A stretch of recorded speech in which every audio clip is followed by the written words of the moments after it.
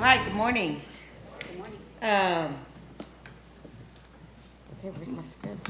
Sorry. Trying to get online here.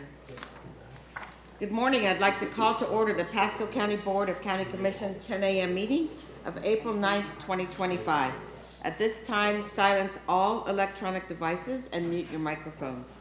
Please rise for the invocation and the Pledge of Allegiance. O merciful Creator, your hand is open wide to satisfy the needs of every living creature. Make us thankful for your loving providence, and grant that we, remembering the account that we must one day give, may be faithful stewards of your good gifts. Amen. Amen. I pledge allegiance to the flag of the United States of America and to the republic for which it stands, one nation, under God, indivisible, with liberty and justice for all. Okay, can we please call the roll?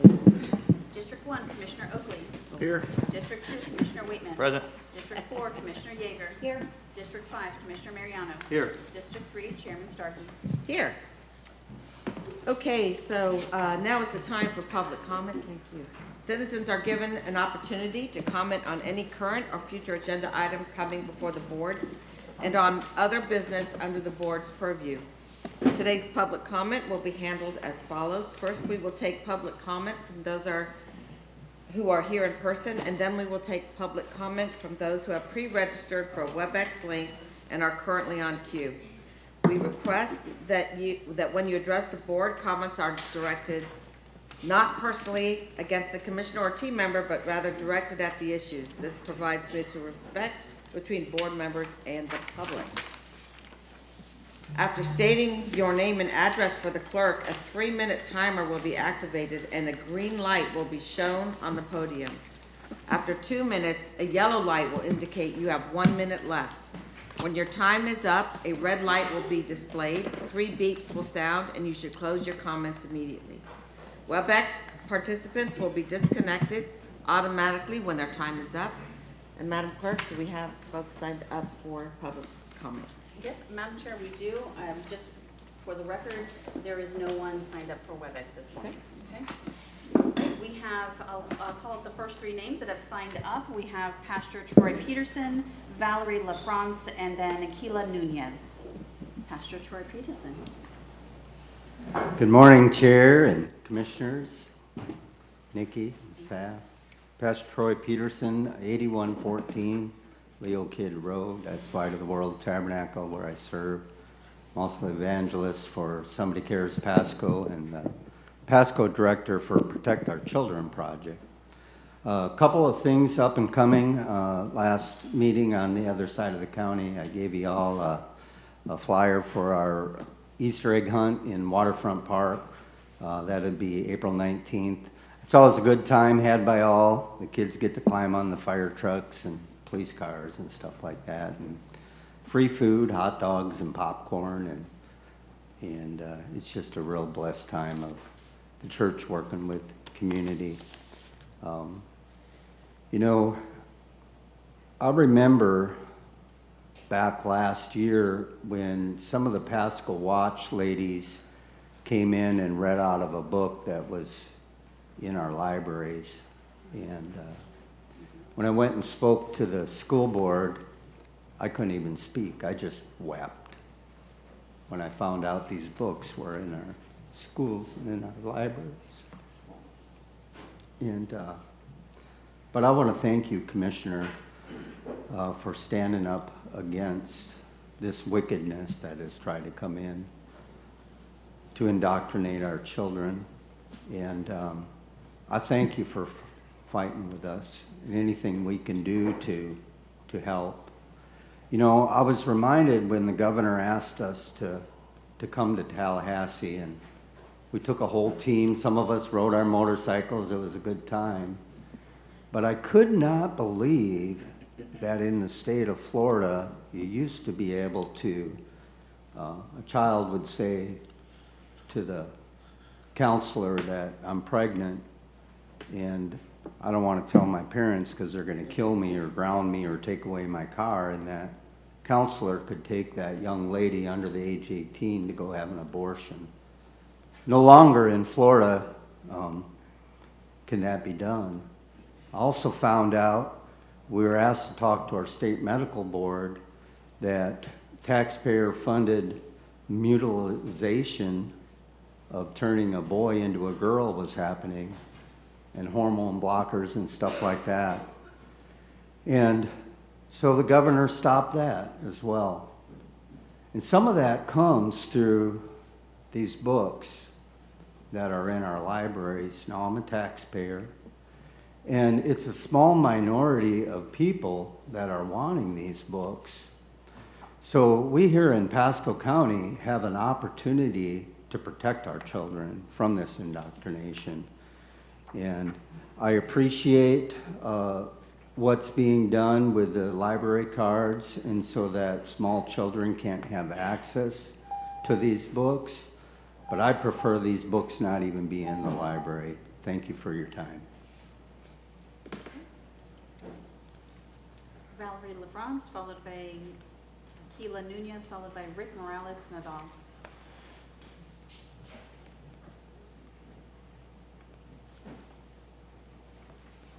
Good morning. Good morning. I'd like to have these passed out to all. May I ask these to be Just passed out? It's just Move to information. Second. All in favor? Aye. Thank you.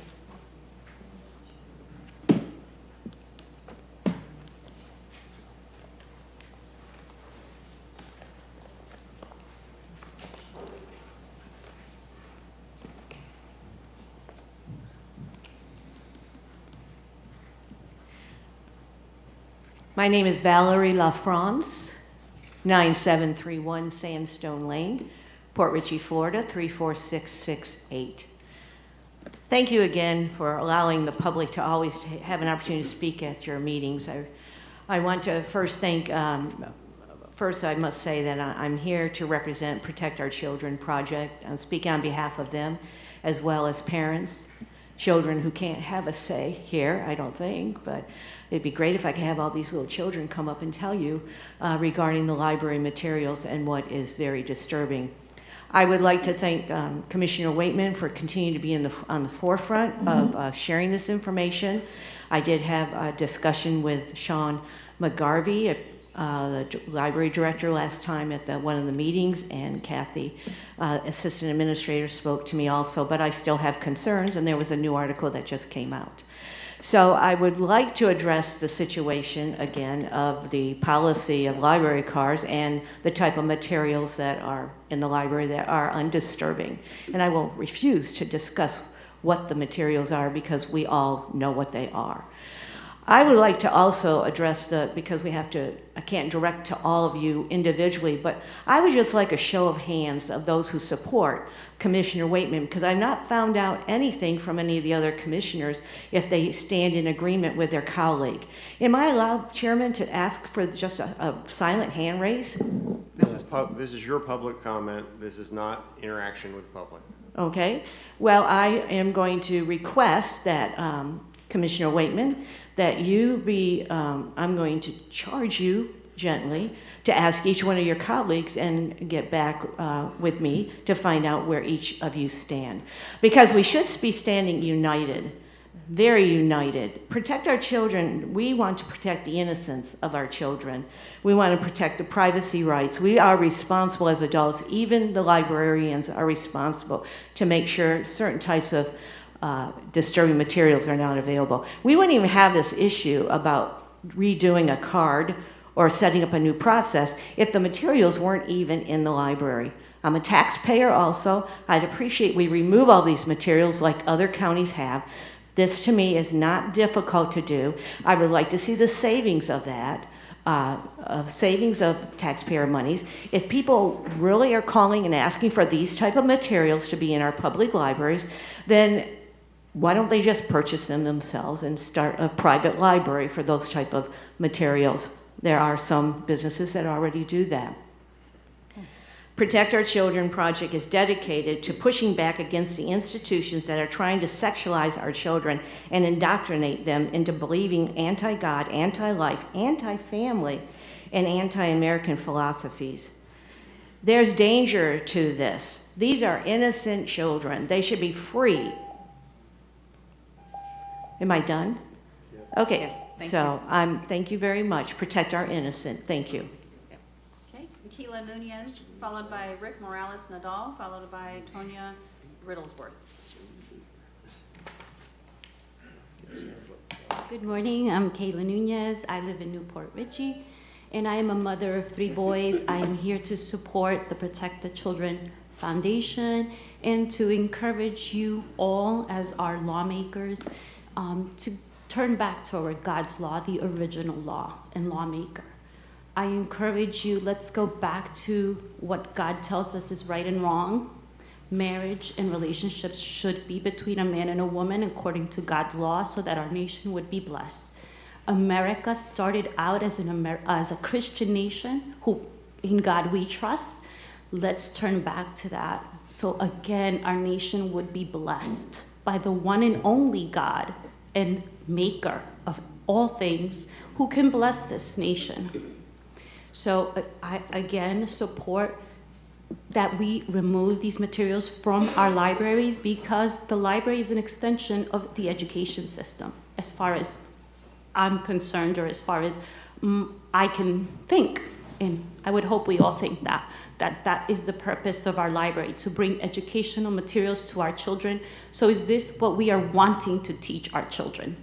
That this is acceptable? Because when you bring these into the library, a public place that is funded by taxpayers, all of us, and we condone these materials by bringing them and making them available freely to our children, we're saying this is okay for you to do.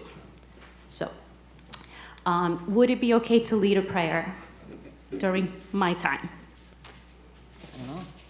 Yes? No. No, I cannot lead a prayer? Okay.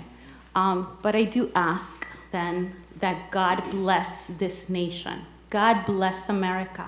God bless you all. He's put you in a position of authority so that you can make these wise decisions for us and help us to educate our children, help us to again be a nation that trusts in God. In God we trust. And in God we put our faith. And I proclaim that in the name of Jesus Christ, our Lord and Savior. And pray that your families would be blessed, that your children would be blessed and educated and raised to love the Lord, our Creator, God of the universe, our Maker, our one and only Savior, the only one that can redeem our soul that is eternal from eternal damnation, the only one that will call us all into account for what we have done with this life that He gave us, that He created us to live, and that He has a purpose for us to do it with. And in that perfect plan of His, perfect purpose of His, is where we find our total peace and joy. Thank you. Rick Morales Nadal, followed by Tonya Riddlesworth. Good morning. I'm Rick Morales from SBA, the Office of Disaster Assistance. I came to provide the updates. I'm staying in Oldsmar. I'm from Puerto Rico. I have stayed here for months since Dade. I remember the last time that I was here in the town hall, like the room, it was even more crowded, like hundreds of people were here and a lot of speakers. It was a great experience. So the deadlines that are approaching is for the physical damages, all those for Milton and Helene, all those homeowners, renters, nonprofits, and businesses that had damages for Milton and Helene, they can still apply with us, and because this is recorded, this can disseminate the information better. We are still here in Pinellas, in Clearwater, Epicenter, St. Petersburg College, in Clearwater, Monday to Friday, a.m. to 5 p.m., and the phone number is 800-659-2955, 800-659-2955. We have had a good relationship with the Emergency Management Department, with the Economic Development Department. Laura Wilcoxon, she did reach out to us. Thank you so much for the opportunity. We have been doing a lot of meetings virtually in person, so we are still here.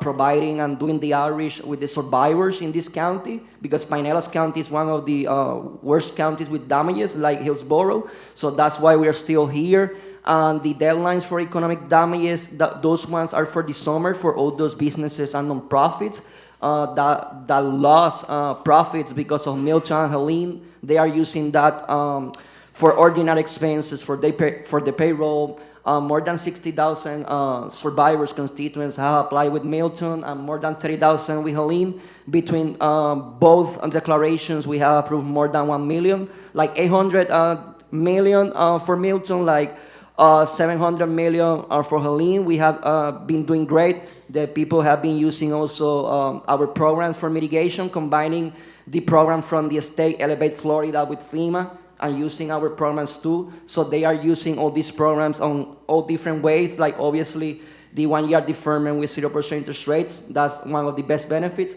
And yeah, thank you so much for the opportunity, for having me here. Yeah. That was a lot of information. Tonya Riddlesworth.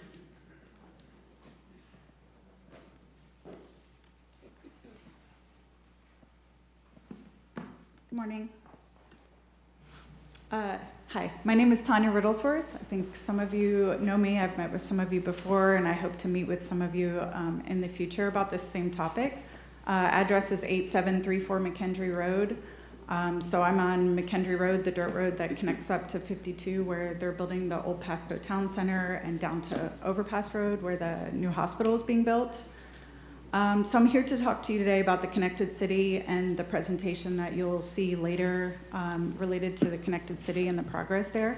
And I just encourage you guys to ask a lot of questions if you're able to, or maybe have the discussions with them, with the planners afterwards, about what's happening with the Connected City and what was planned for and how that's not really what's being played out. So I moved here 10 years ago, bought my small farm to raise my family. I had my homestead there. Our next door neighbor had 40 acres with cows, beautiful area. It's now going to be townhomes. I had to spend a lot of my money to fight to get those townhomes not to be right next to my house. We did succeed with getting a little bit of land there between us.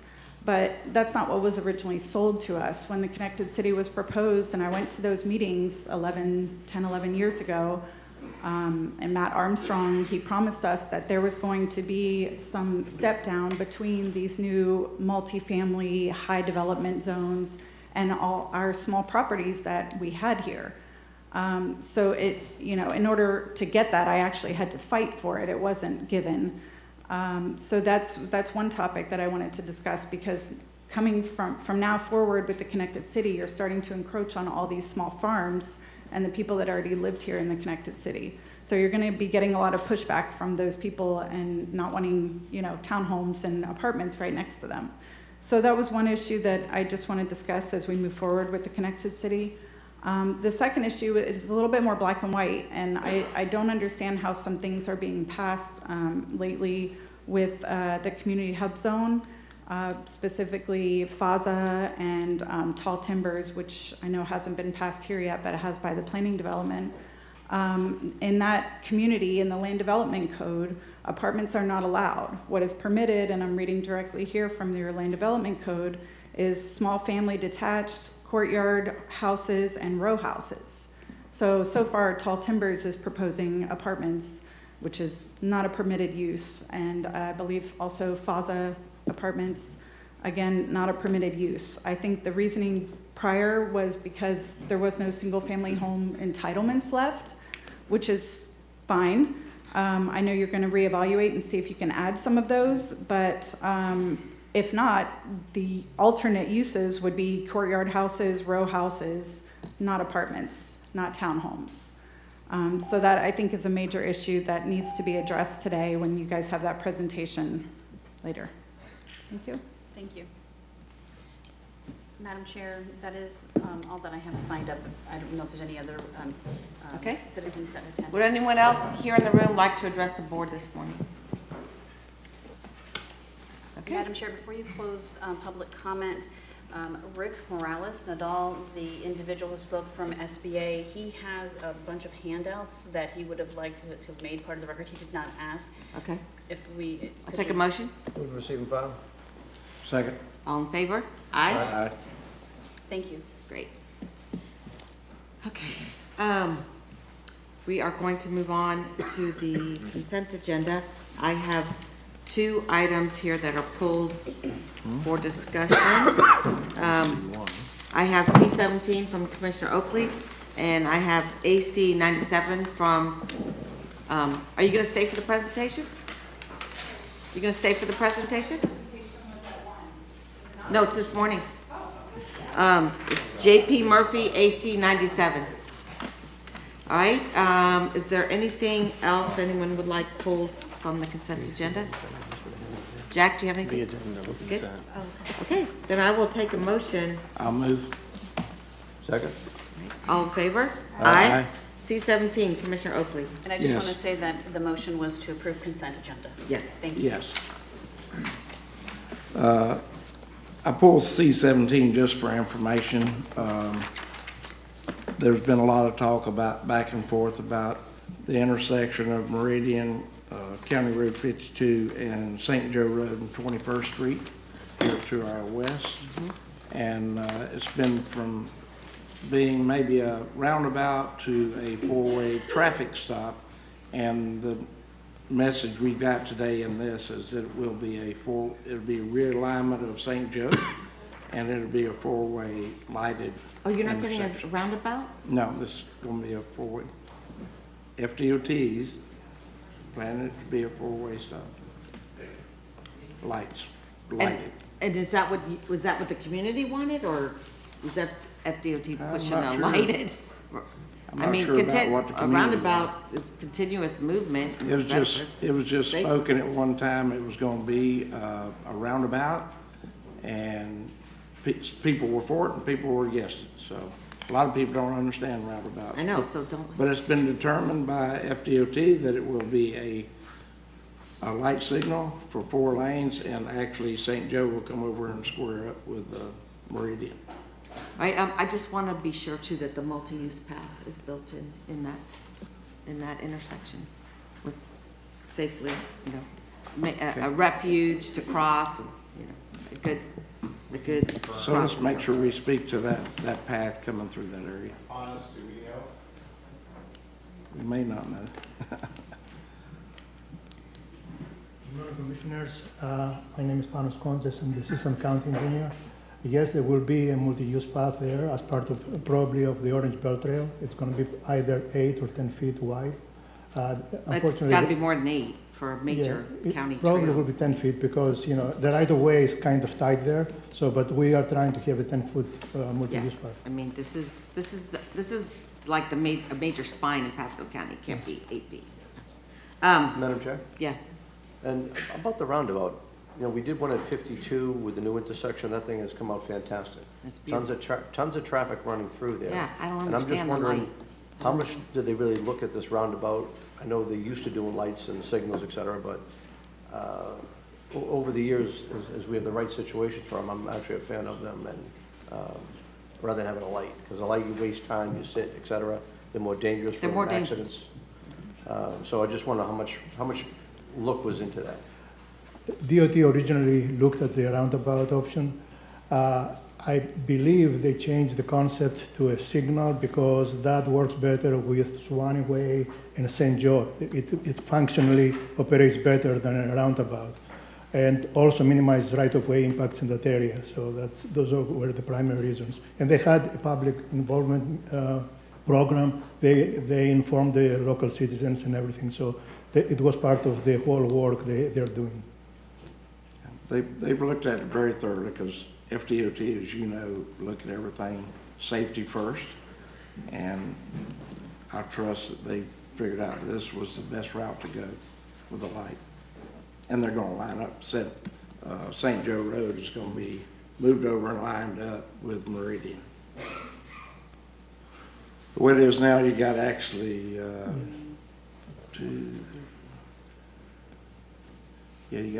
you got 4 rows, but you got 2 of them mingling right there on the north side of that intersection.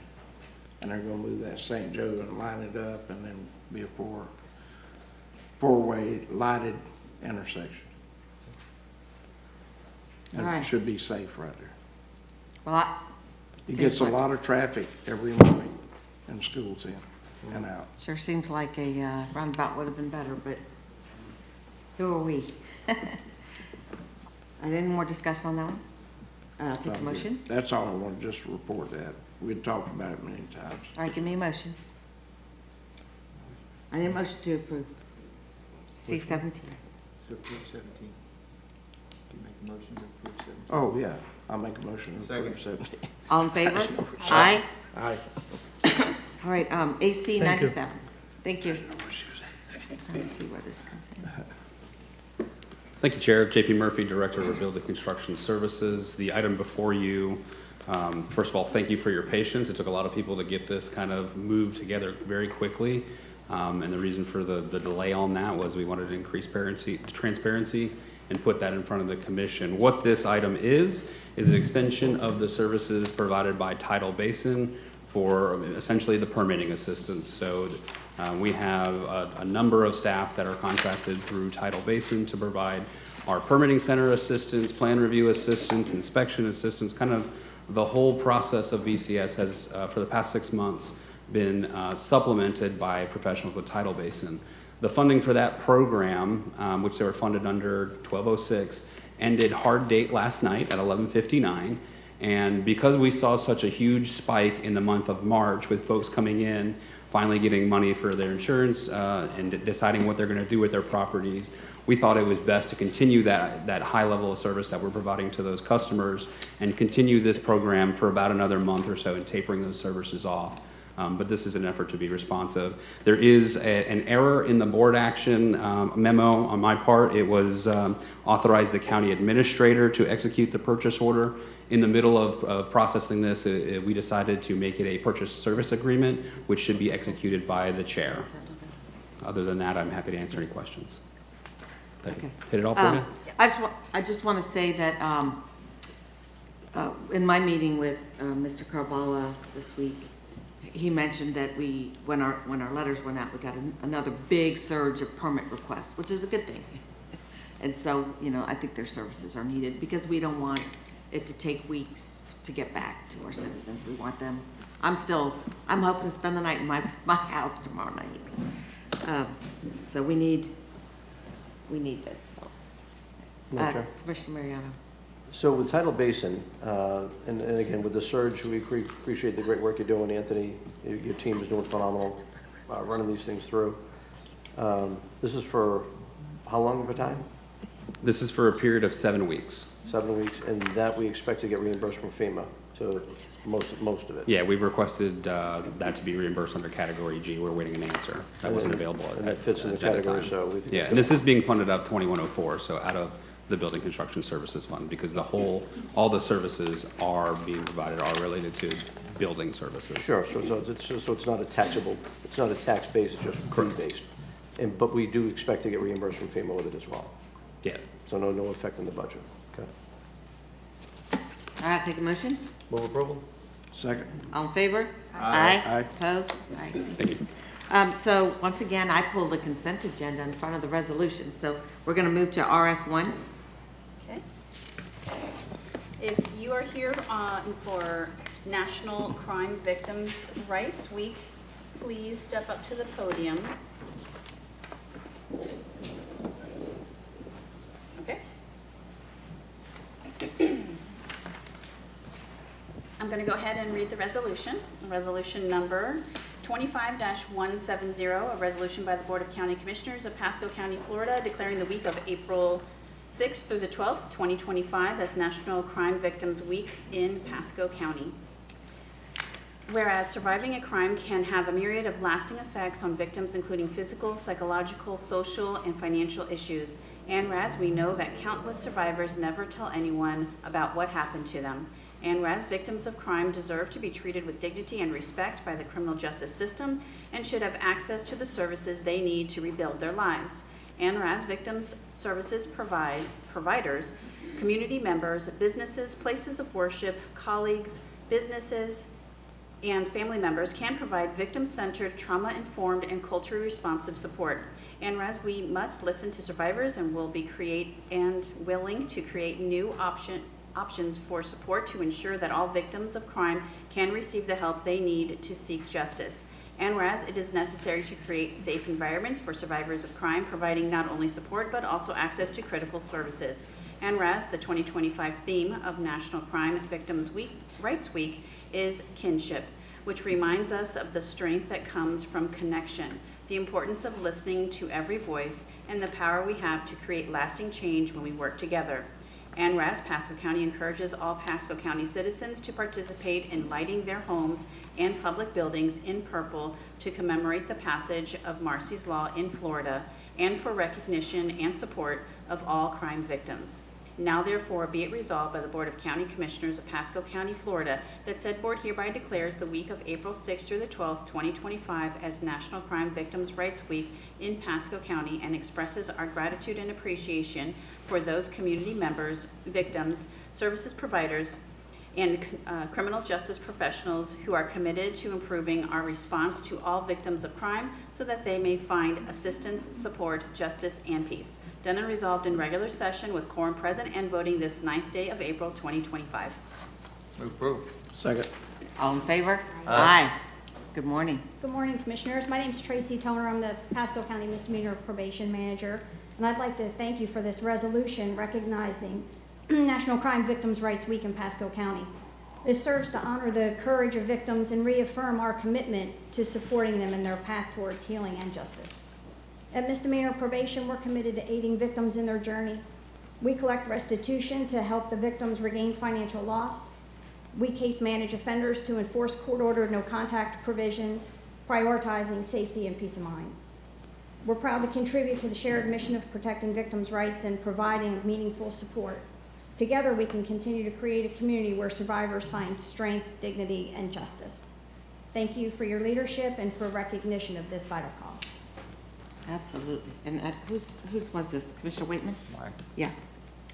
Thank you, guys. It's a known fact that pretty often when folks have something, they're wrong, they just roll with it and don't say anything, just out of fear of retaliation from if they knew the person who did wrong to them or not.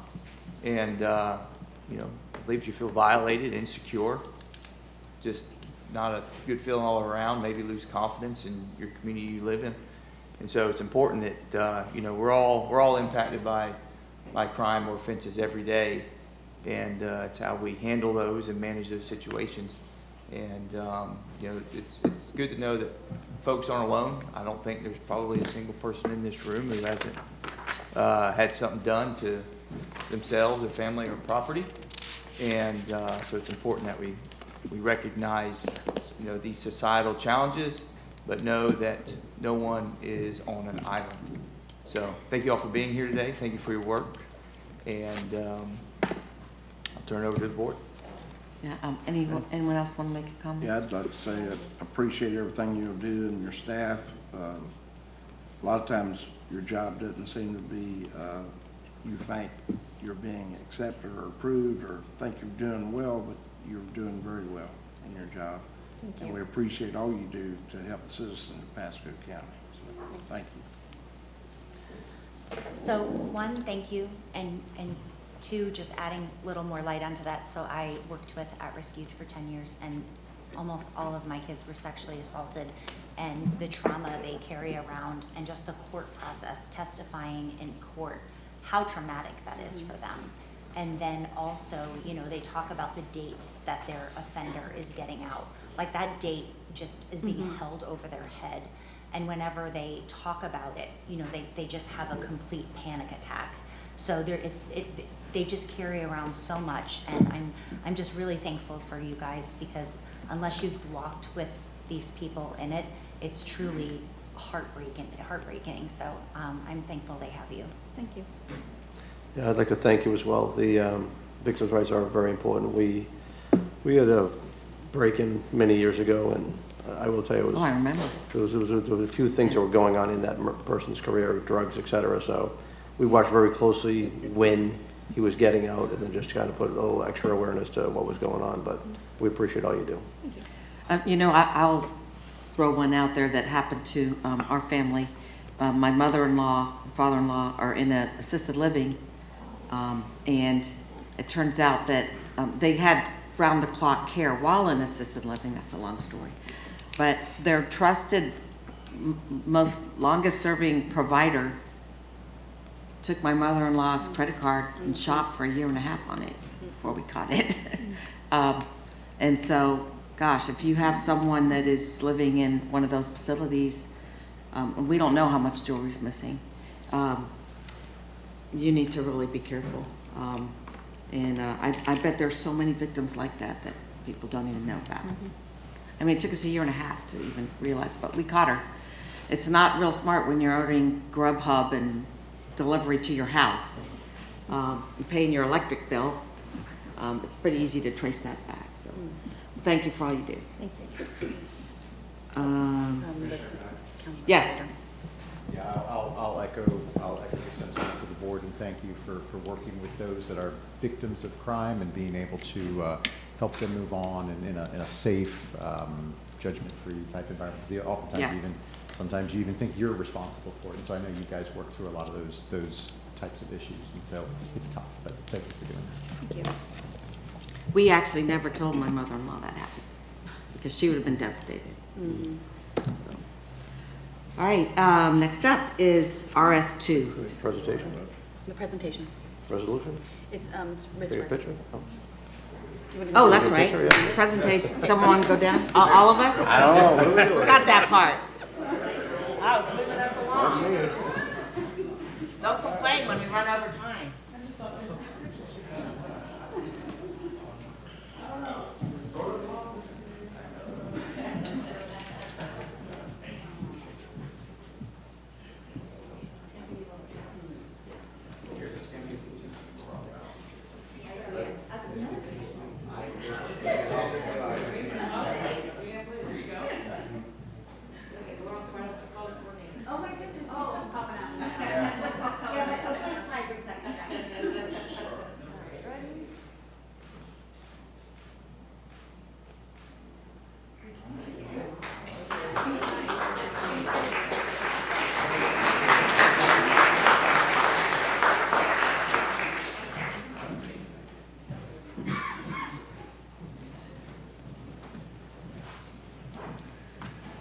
That's you. You're like, this looks weird. Chair's dead. All right, RS2, Mariano. Okay, if you are here for, there he is, for Building Safety Month. I'll go ahead and, I'll read the resolution. Anyone else? Yeah, come on up. You have to awkwardly stand up for the next 4 minutes. You guys all color coordinated. I like this. Resolution number 25-175, a resolution by the Board of County Commissioners of Pasco County, Florida, declaring the month of May 2025 as Building Safety Month in Pasco County. Whereas Pasco County is committed to recognizing that our growth and strength depend upon the safety and essential role our homes, buildings, and infrastructure play both in everyday life and when disasters strike. And whereas our confidence in the resilience of the buildings that make up our community is achieved through the devotion of diligent professionals such as building safety and fire prevention officials, architects, engineers, builders, tradespersons, design professionals, laborers, plumbers, and others in the construction industry who work year-round to ensure the safe construction of buildings. And whereas as professionals are dedicated members of the International Code Council, a nonprofit that brings together local, state, territorial, tribal, and federal officials who are experts in the building industry to create and implement the highest quality codes to protect citizens in the buildings in which they live, work, and play. And whereas modern building codes include safeguards to protect the public from hazards such as hurricanes, snowstorms, tornadoes, wildland fires, and earthquakes. And whereas Building Safety Month is sponsored by the International Code Council to remind the public about the critical role of our community's largely unknown protectors of public safety, our local code officials who assure us of safe, sustainable, and affordable buildings that are essential to our prosperity. And whereas the 2025 theme for Building Safety Month is Game On, which encourages us all to raise awareness about building safety on a personal, local, and global scale. And whereas each year in observance of Building Safety Month, people all over the world are asked to consider the commitment to improve building safety, resilience, and economic investment at home and in the community, and to acknowledge the essential service provided to all citizens by local and state building departments, fire prevention bureaus, and federal agencies in protecting lives and property. Now therefore be it resolved by the Board of County Commissioners of Pasco County, Florida, that said board hereby declares the month of May 2025 as Building Safety Month in Pasco County, and encourages all Pasco County citizens to join in participation of Building Safety Month activities. Done and resolved in regular session with a quorum present and voting this 9th day of April 2025. Move approval. Second. All in favor? Aye. Good morning. Thank you, Chair, and thank you, Madam Clerk, for the wonderful read. The theme this year for Building Safety Month is Game On. We put a colon on that. It takes a team, because it really does take a team to keep Pasco County safe. And I'd be remiss, while BCS is standing up here, and I think Aaron from Fire is here, that's the kind of the primary point team here, but we couldn't do what we do without other members, including the Sheriff's Office, Mr. Steinsnyder's office, actually. You know, we should have Jessica and Sam standing right next to us here as well. But it does take a team. But I'm going to take a moment just to brag about what's happened in the last year since we were last up here. You know, last time I was up here, we were on the verge of doing our first mobile permitting event, which was something that we had never done before in this county. We did that in the Shady Hills area, and we figured out how that would work. And we said that, well, that would be good practice for if we have to activate in a hurricane. Little do we know that in 3 or 4 months, we would have to activate not only once, but twice.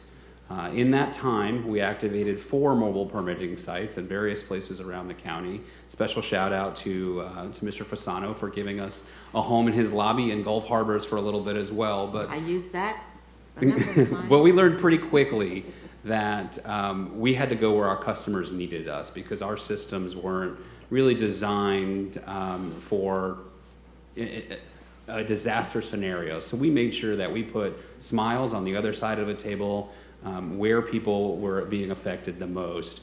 And I thought that was a really great thing to see during the storm, that had we not gone through that process ahead of time, we wouldn't have known what to do. But in that time frame, you know, we process about 60,000 permits a year, whether you know it or not. About 8,000 of those are residential news, but the rest is residential alterations, commercial permits. Over 408,000 inspections, which works out, if you do the math, to about 3 inspections a minute in Pasco County, building inspections, and that's not even inclusive of the fire marshal's inspections. But all that comes back to say is that we also had this new disaster that we all had to work through together. We had to learn a lot of things on the fly, as did our residents, and we had to learn how to communicate and address what their needs were. Tidal Basin was a big part of that. And as we go through kind of winding down, but learning about what worked, what didn't, one thing really stood out to us recently in a data point, and that was in an accidental survey that had gone out over the past 73 days at a point of service. We found that over 94% of our customers that came in to either the 3rd floor or to the 1st floor at Citizen Center left thinking that the quality of service they got was very high, and they were extremely satisfied. And so yes, we do deal with exceptions. I know the Commissioner's Office send me and my team different things to look at. And while we do the exceptions, by and large, this team does a fantastic job at servicing the needs of the public while keeping them safe. The job of a regulator is never easy. It often comes with bad news, but in Pasco County, we have a real choice in how we work with the public and deliver news and work with them to find solutions.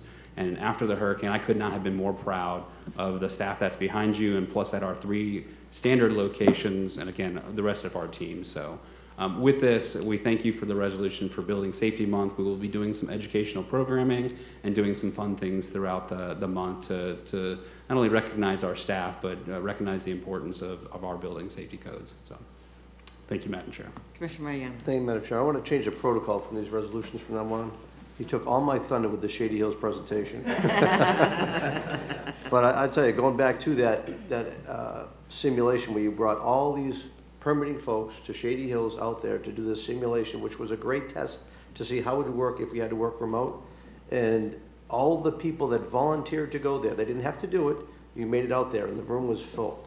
And everybody got to see everything, how it could work in a situation. And it worked dynamically well up there. People really. Were they actually taking? Oh, yeah. They processed the whole permit right there. What did you do there? I'm curious. We literally set up the room in a horseshoe. So if you came in, and the goal of that one was we wanted to take care of after the fact violations because we knew we had a lot in there. We had a community that said they couldn't make it to our office, didn't know how to, or have access to a computer. So we set them up in a horseshoe where you would just come in, you would start with the licensing and work your way around the room, and essentially going through the plan review process. And if it was a simple enough permit, we had a handful of folks walk out with permits. You got to go do that again. Yeah. We had people. Hudson, Moon Lake. We had people out there that had been in the mix of, like, when a citizen tries to get a permit, it's not an easy thing. You got to go here. There, oh no, it's so hard. Trust me. And what I think what we learned in there is how we can actually make it all work, and I think that helped with the redesign of the building there, how to make that a little more efficient and make it easier for the consumer, which makes it easier for you guys too, because I know you guys want to get these things done. It's just a matter, it's got to be done the right way with all the right people and the right eyes on it. So what you've done there was great. And I tell you, if you could, and I'm sure you saw it at Gulf Harbors, but at Sea Ranch, it was just an amazing procedure. The people went in there. I mean, we had some people really hot, and JP, you and I went on a couple of tours to go look at some things to kind of like get on site, what's going on out in the field, how do we make it work and go. And I'm telling you, that involvement in the field to know what was going on was phenomenal. But again, the coordination of what you put together, tremendous. Working with FEMA, working with the Florida Building Code, trying to work on NFIP to make sure we're going to get the discounts is such a complex thing. JP and I probably talk once every couple of weeks about something specific. Just the other day we talked about one, and it was like, okay, let's go this, and this, and you're trying to logically go through what things can be done, and JP's right on the money, put it together. So for you guys to combine all that with the intensity that people are feeling that they're out of their home still, trying to get back in, you're trying to help them get back in, but following certain rules. It's just a tough situation. And what you guys have done has been phenomenal. I will tell you that when we first opened up the third floor, Sonia and I, first day we had 5 people coming in. Just because we knew we had big trouble with them folks, and we just want to try to help them get through the process. Everyone else, we kind of let them go, but if they have trouble, we say, come to us, and I think Sonia's become pretty much an expert for you guys, to try to help get through that process and help people coach to what they got to go do. And sometimes they don't know, they don't put all the things in they should have put in, so it's difficult, but you guys are doing a phenomenal job all the way through with it. And I want to tell you how important it is. With these storms, and I think you probably all heard stories, we've had so many people that have hired these out-of-towners that just come in for a day, don't have the license, think they had it, and how many people got the shaft? Oh, yeah. Losing They tens of thousands of dollars to take well, out there their you go. drywall. I mean, crazy stuff. So with all that said, all the stuff you do, not only for the storm situation, but day to day is so important to protect people. And that's what it's all about, protecting people's safety. And yeah, it costs a little bit more to go do it, but end result is they get better service, they get better quality product, and they go on with their lives knowing you paid a little more, but as my wife always says, you pay a little more, but at least you get the right thing, which you want to get. So I want to thank you for bringing the resolution to me again, to have the opportunity to do it, because I support you guys 1,000%. You guys are doing a phenomenal job. And I know you guys get attacked over there, but I will tell you, we stand behind you 1,000% to what you're doing. And whatever we can do, as you just saw, we've had our issues with Tidal Basin to when they first came out, et cetera, but they're working for you, they're helping you. We just supported to go forward to help you guys keep doing the great work you're doing. So thank you all. Commissioner. And I just want to be the voice for the seniors, and a huge thank you, because when everything was online, that was so hard for them to navigate. And you guys really, whether I had you on speed dial, but whether you sent somebody out to 80-year-old people's homes to help them through the permit process, I just thank you on behalf of them. And also thank you for watching out for them, because Jack touched on what I said, is that there's so many, like this one couple I'm working with, a builder came from out of town, Orlando, and he kept sending different people, and without all those inspections, they would have been in deep trouble, because there were live wires everywhere, their plumbing would have backed, I mean, it was horrible. But so glad you guys were there, and again, just thank you for being there, you know, for all of our residents, but especially for our seniors, because this was very, very overwhelming. And I think a big takeaway from the storm was, you know, this happened to all these seniors, right? And they didn't have people helping them.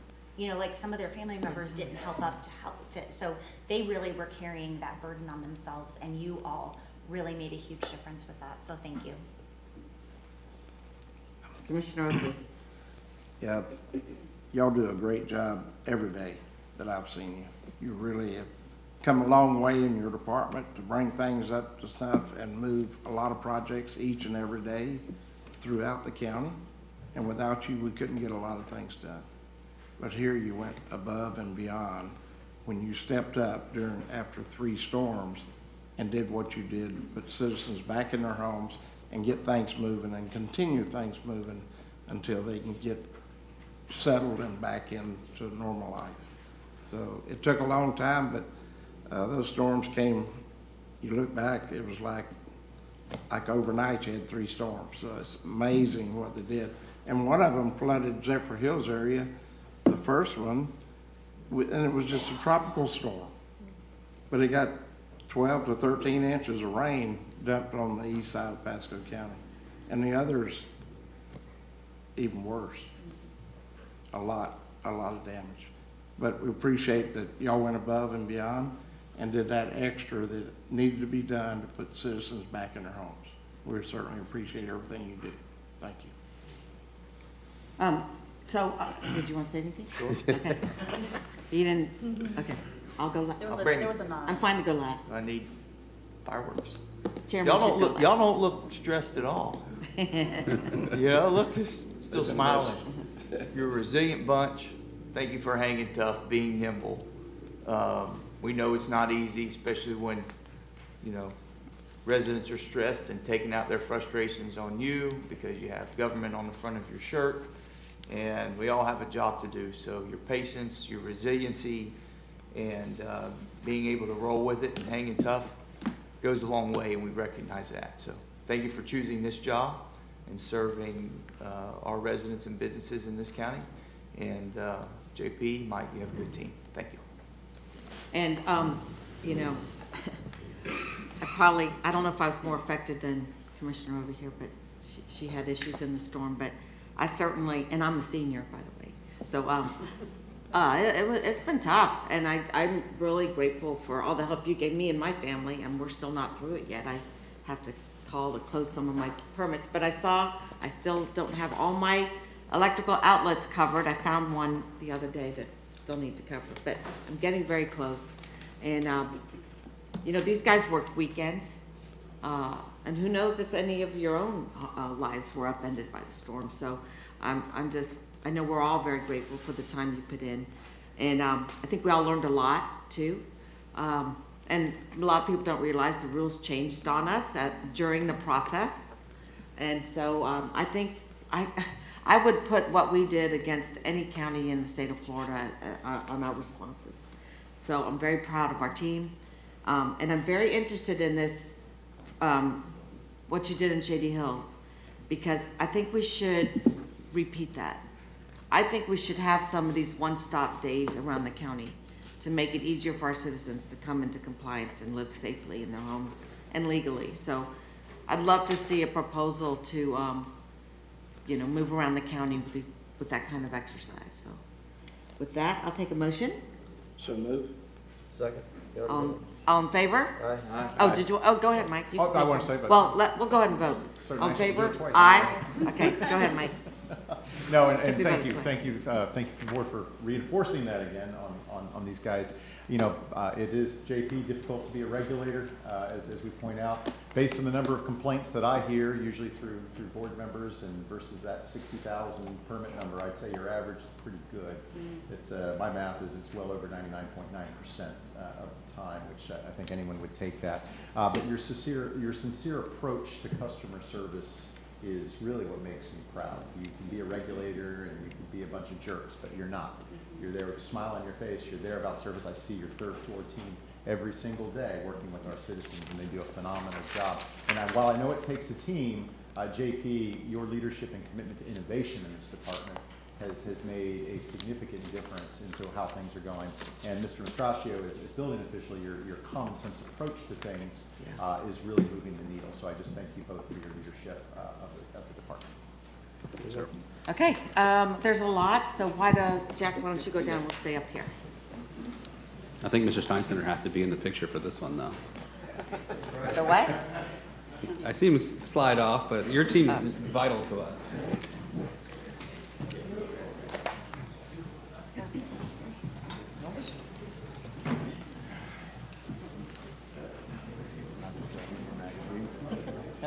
That's okay.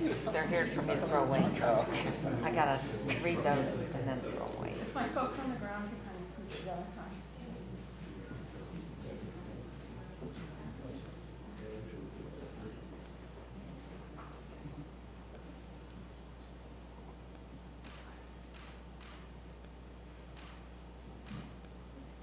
All right, thank you.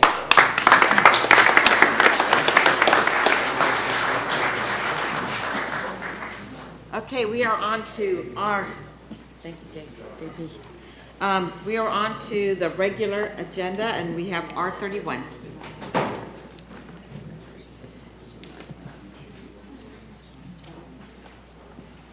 Good morning.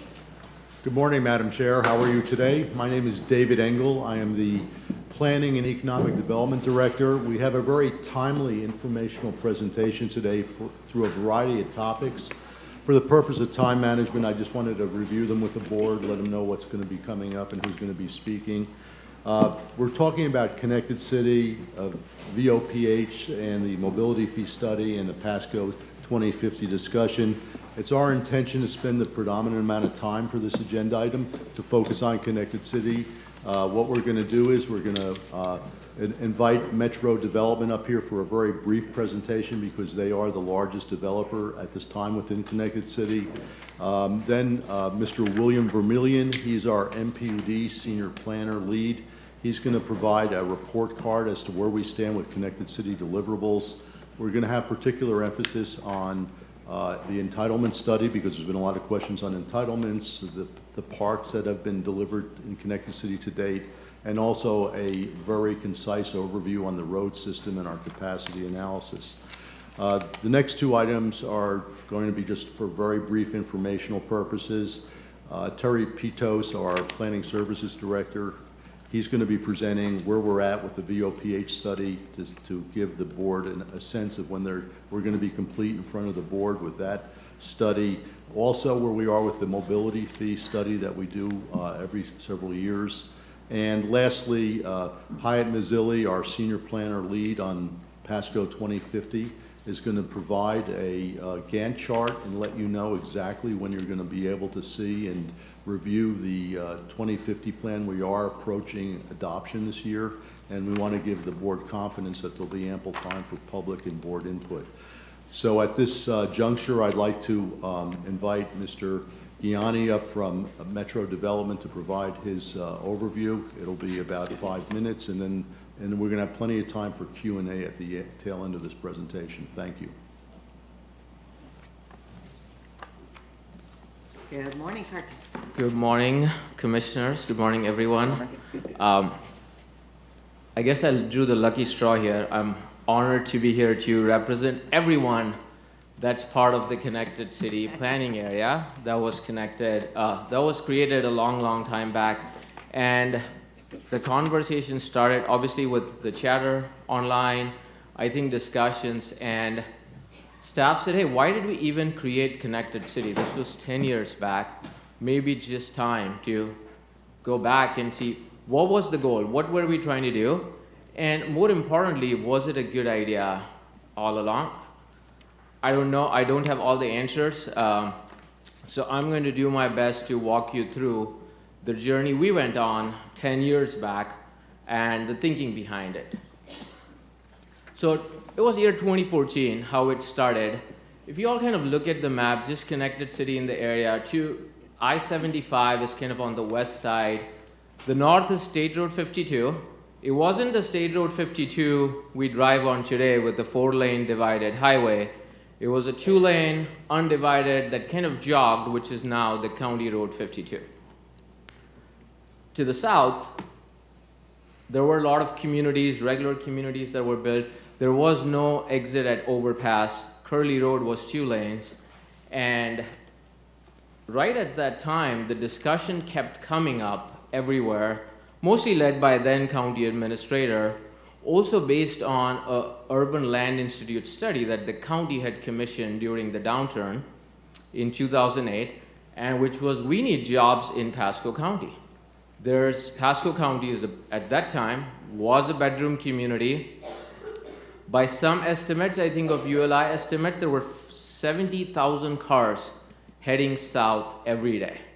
And something needed to change. I'm going to quickly summarize what got us thinking when we read the ULI study. So it was a large one. These are just some of the findings. From there, we didn't commission it, the county commissioned this. It said 50% of workers leave the county every workday. To change that, create a priority development area along I-75. That was one of the recommendations. Focus on economic development and tourism. Use healthcare as an economic engine. Great high-paying jobs. That's what the state needs, the country needs. But, oops, there was a funding shortfall of $14 billion for transportation infrastructure. And I say, by the way, if you can overcome all the things above, do focus on fiber internet availability, because that is the future on creating something awesome. There was only one problem at that time. This was talk. We owned, you can see it a little bit here to the south, a portion of Epperson, portion of Merada, which is around 30% of what is now the connected city. And I guess we were naive enough to, at that time, ask the question, raise our hand, and say, how can we help? There's a fork in the road. Either we can continue, and just to set the stage, we had our entitlements and approvals already. We could have just built a regular community and gone home and gone and done other things throughout the state that we do. Or we raised our hands, and the smart people at the county said, yeah, we have a fork in the road. Either we can continue doing what we do, and then one day we're going to die just like the dinosaurs, because it's going to stay as a bedroom community with the cookie cutter housing, which none of you like. Or we can change. And the idea was, why don't we create, again, the connected city is just a placeholder name, but the idea was, why don't we create a new town from the internet up that becomes an economic engine that attracts the jobs, it gets the healthcare, it gets the fiber connectivity. And by the way, the funding infrastructure shortfall that everyone's talking about, I don't know, maybe ask those private guys to pay up a little bit more than what they were paying in impact fees. And we're like, oh, that's great, but we could do all of this, but no one is going to come to this area unless we put it on the national and international map. So that's how the idea was born. I'm going to show you a quick video. I don't know why the audio is not playing. If someone could help with that.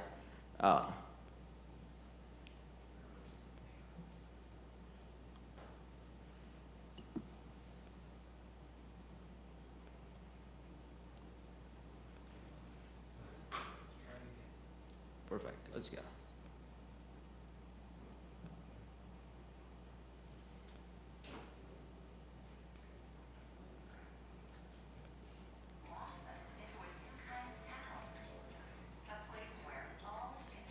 It's not on this.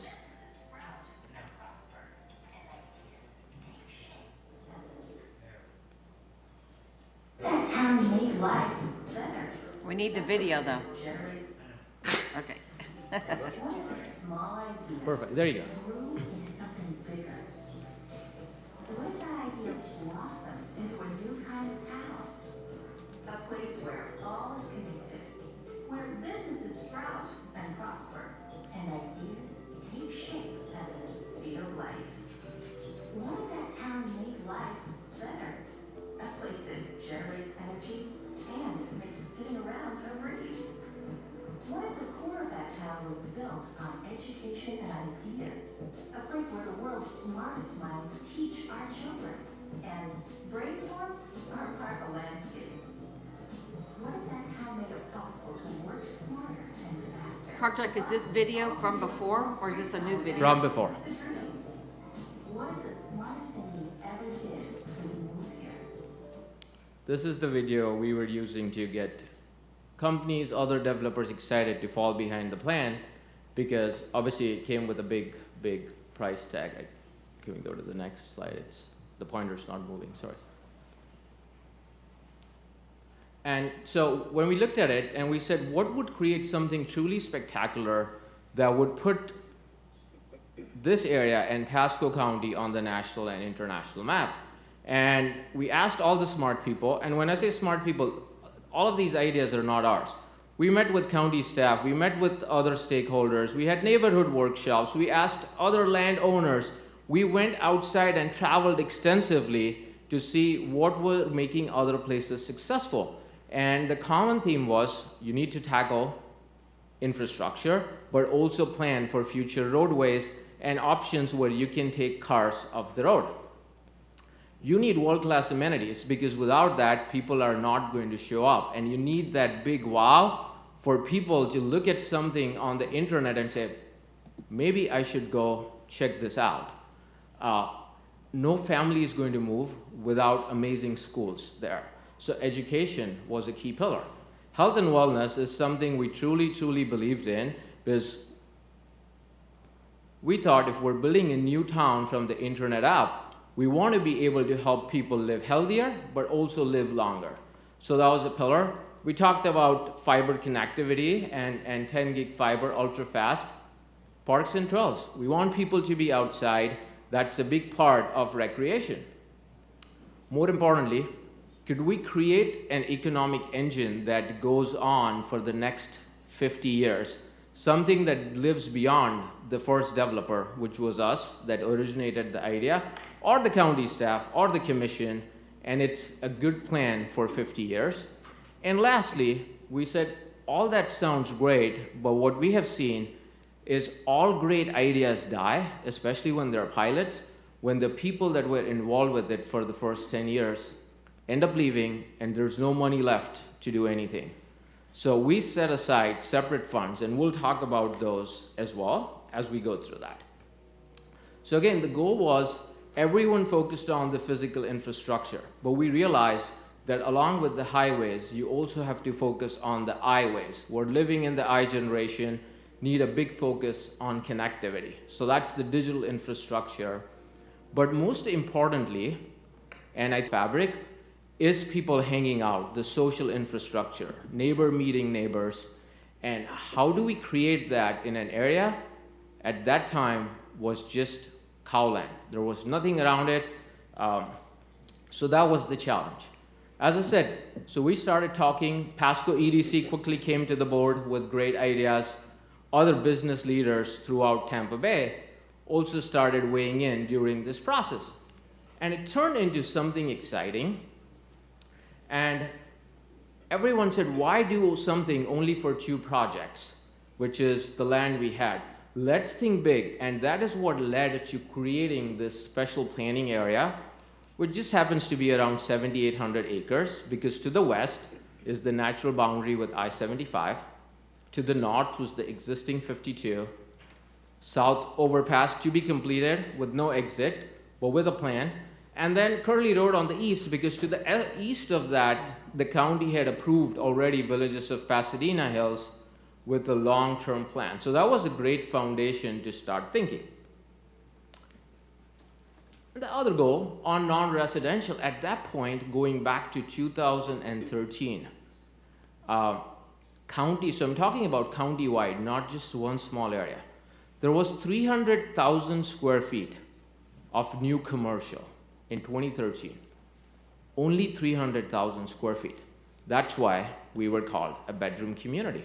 So as we started laying out the goals for a 50-year plan, we're like, yeah, where should we start? Maybe this small area in the county should have 10 times the commercial. That would be a great goal. Like, let's focus for 3 million square feet. And as we started talking, that would be too small of a goal. Let's go something that is very ambitious. It's okay if we don't get there, but why don't we do something that's 50 times what the entire county does in 1 year. And that's how we ended up with a number of 12.8 million square feet, 50 times in one area of what the entire county saw in 2013. And that set the stage. That was a very bold and inspirational idea. And, sorry, going backwards. And the state quickly got behind it. And in 2015, Senator Simpson said, this is a great idea. We should try this because what's the worst? If it doesn't work out, we won't do it again. If it works out, hopefully others see this as an example and do it in other parts of the state. The state created Senate Bill 1216, which was passed into law. The Board of County Commissioners approved a resolution establishing the general area, and that let's all work together. And then we had Pasco EDC also helping out on thinking through that. So I'm going to go back, walk you through just very, very high level on each of the items, and I can pause anytime you'd like me to. The entire thought process was to attract employers, large companies, or any large user. They need certainty with a solid infrastructure plan. And that infrastructure plan is based around cars, autonomous vehicles, golf carts, bikes, e-bikes, and all other forms of transportation. And that was the map that was adopted at that point in time. And the good thing is 10 years later, everyone, regardless of whether you opt in or opt out, which is more of a technicality on the process to follow, you still have to follow the foundational map that exists.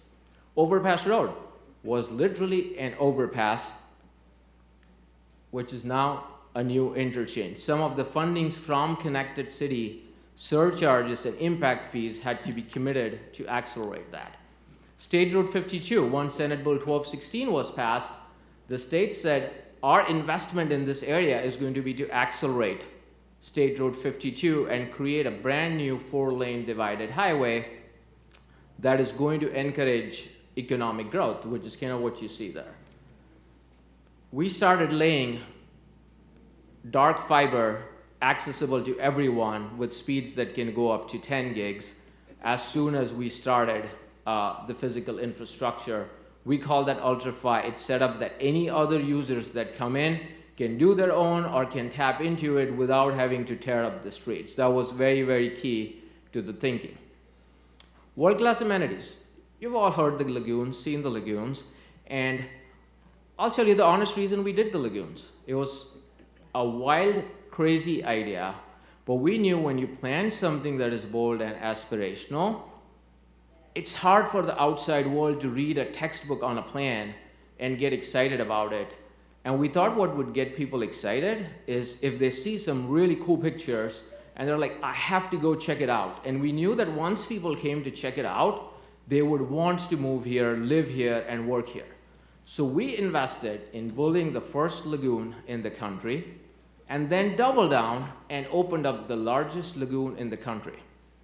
I'm going to pause there, but some people just call it a community amenity, a swimming pool. It isn't that. Between the two lagoons, they've had 1.2 million people visit from the time they have opened. And here is the craziest thing that we did. At that time, all the smart people that I talked about that were involved in the planning said, why would you do this? You need to create private enclaves, create luxury housing, and let the lagoon be that great attractor. It's going to result in, you can sell homes for more. And we're like, how is that going to help the region? We want to turn this into a regional destination so anyone and everyone can come there, and companies come there and get inspired that we want to move here because our employees can have a great lifestyle. So we made the decision to open them to the public. There are no other lagoons in the state that we are aware of that open to the public because they take the conventional approach. Again, it's a great asset to the area. Parks and trails. Again, I can only speak of the parks and trails that we do in our communities. We worked with the staff and everyone to create a 50-year master plan with the goal being that people are going to carry this thinking forward, hopefully make it better. So I'm going to show you what we did, and I'm sure others have hopefully bigger and bolder ideas. But these are actually from our own community with golf cart paths, jogging paths, tot lots for kids. This is an Eagle Park in one of the community. And at that point, I know it's a big part of discussion. Where's the large park going to be? There was lots and lots of discussion. Wesley Chapel District Park existed at that point in time, just at the southern boundary. And to the east, the county had made a big long-term bet to create the region's largest park, and hence the name Villages of Pasadena Hills Super Park. And at that time, the board made the great decision, let's use all the funds that come out of Connected City and have it go towards the super park, because that is going to create a truly regional destination. We don't need these 2 or 3 scattered parks, but something that the county can be proud of. And that's how kind of the plans were set in motion for that. Education. What we had seen time and again, and I think you hear that all the time, developments go up, existing schools that are far away get crowded, there's never any money to build schools. So we came up with another crazy idea that people laughed at. I think someone even once said to me, did you just wake up and smell some mushrooms here? Because this does not make sense. We said we would pay $500+ in additional school impact fees with every home that is built to accelerate the schools in this area. We quickly worked, sorry, it's a little bit of a bad picture, built the first public charter school there, which opened right during COVID. The impact fees went to the school district. They put all of that money, opened up Kirkland Ranch Academy of Innovation right on the border of Connected City, to soon be followed by K-8. And there's other schools in that area too, around 7 schools. Typically, schools, as you know, come much later, not on day one, when you're building something that is basically a dream. Big focus on health and wellness. I think a lot of you were at the opening groundbreaking of Johns Hopkins, which is anchored on the southwest side of Connected City, something that we've always wanted. On the southeast side, it's anchored by Baycare, who we've worked with for the longest time to focus on. Johns Hopkins focuses on kids. Baycare, the focus was wellness for everyone. And on the north side is Advent Health, with the idea of having a hospital, all in this one tiny area that was planned a long time back. As we said, the goal was to create an economic engine. And this is something that people overlook, or it's kind of just got lost in translation. At Connected City, and these numbers are pretty much what's come out, I think, of our project so far, on an average, each home pays an additional $4,700 in impact fees for infrastructure, schools, and technology. So we didn't take the approach to come here in front of the board 10 years back and say charge us lower impact fees, because we're following ULI study, which said if you build walkable suburbs, you should pay lower impact fees. We came here and said, we want to pay more because we want to invest in creating a better future. Let us partner with you. So far, the county has collected $30 million in additional impact fees that go towards this area. We also did, full transparency, we commissioned this study last year because we were wondering if this was a good idea. So we hired PFM, which had done an economic study for Water Street, Tampa, to say, hey, by the way, like, what's going on? Can you just do a quick gut check for us? And they came back and said, yeah, we did. You're going to be surprised on the results that in the last 3 years, from 2020 to 2023, Pasco County was the Florida county with the most completed and under construction commercial real estate in the state, with 36 million square feet going on. Let me pause there. 10 years back, we were at 300,000 square feet. To go to 36 million square feet in 10 years, I think you all should stop there for a moment and congratulate yourself. This would have not been possible without the crazy bets. And again, that is a massive number. And they also then concluded that the Pasco County is the only county of major Florida county markets to keep up with the demand for non-residential. Because it's easy to build residential, it's very, very hard to get non-residential without writing billions of dollars in checks. But Pasco County is the only one that is doing that. Community funds, we talked about. Another idea is, and I know the EDC and the county are getting ready to announce this today. We said, this is all great. We want a better future. We want to bet on the kids. And we want new companies, while they're coming here, to also be created here. Why don't we create an enterprise fund, a grant fund that can provide grants to, I would say, 2 kids and a truck, or 2 kids and a Mac that are trying to create the next company but don't want to give up equity. So with every home that we build, $100 is set aside that the county collects. No developer can touch it. No one can touch it. And I believe the first $100,000 is getting ready to be released to Pasco EDC to put that money to use from the $500,000 that's already collected and growing. We did one more thing. What we had seen time and again over time, as I said, death by pilot is something you see over and over. After 10 years, people forget, people move on, and life goes on. And we didn't want that. Yeah, let's. We didn't want that to happen.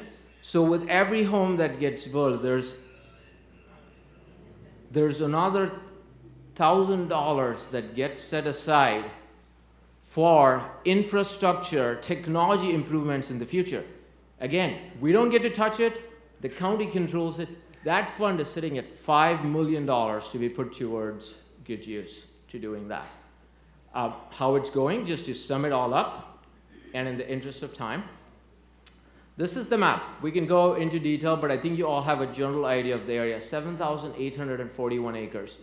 The 2065 goal was for 37,000 homes and 12.8 million square feet of non-residential in this area. Usually, what we always see is the residential outpaces the commercial. In this case, it's flipped. The non-residential currently approved is at 11.96 million square feet, or 93% of that, and the residential is only 51% of that.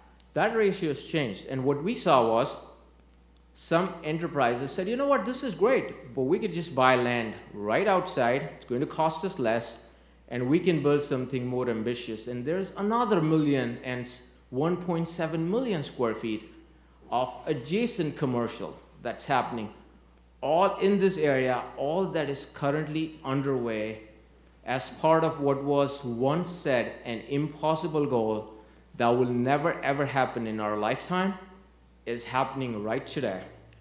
And I'm going to end it with, we're just getting started. The county approved this in 2017, the plans were in 2025, and we think this is going to continue to get better over time, not older.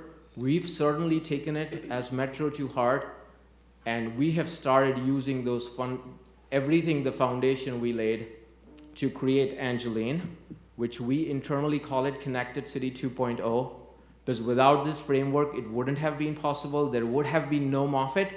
We had to go buy an entire 6,000 acres to get Moffett and their campus for 775 acres with 16 million square feet. And we did a couple other things that we couldn't execute on ourselves in this area, which was the farm. We always wanted to do one. We ran out of land, so we built one. It's open at Angeline, and we're working on a 150-acre regional park with the county staff. I'm going to keep moving in the interest of time. That is Connected City. I'm going to pause, but leave you with all the people that couldn't come here on whose behalf I am speaking. I wanted to make sure you heard from them directly. So I'm going to end with this video, assuming we're going to have audio for this. We aren't.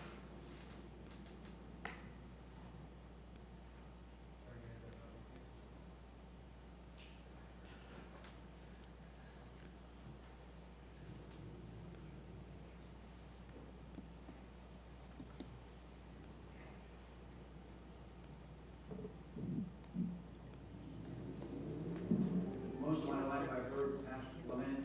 Most of my life I've heard.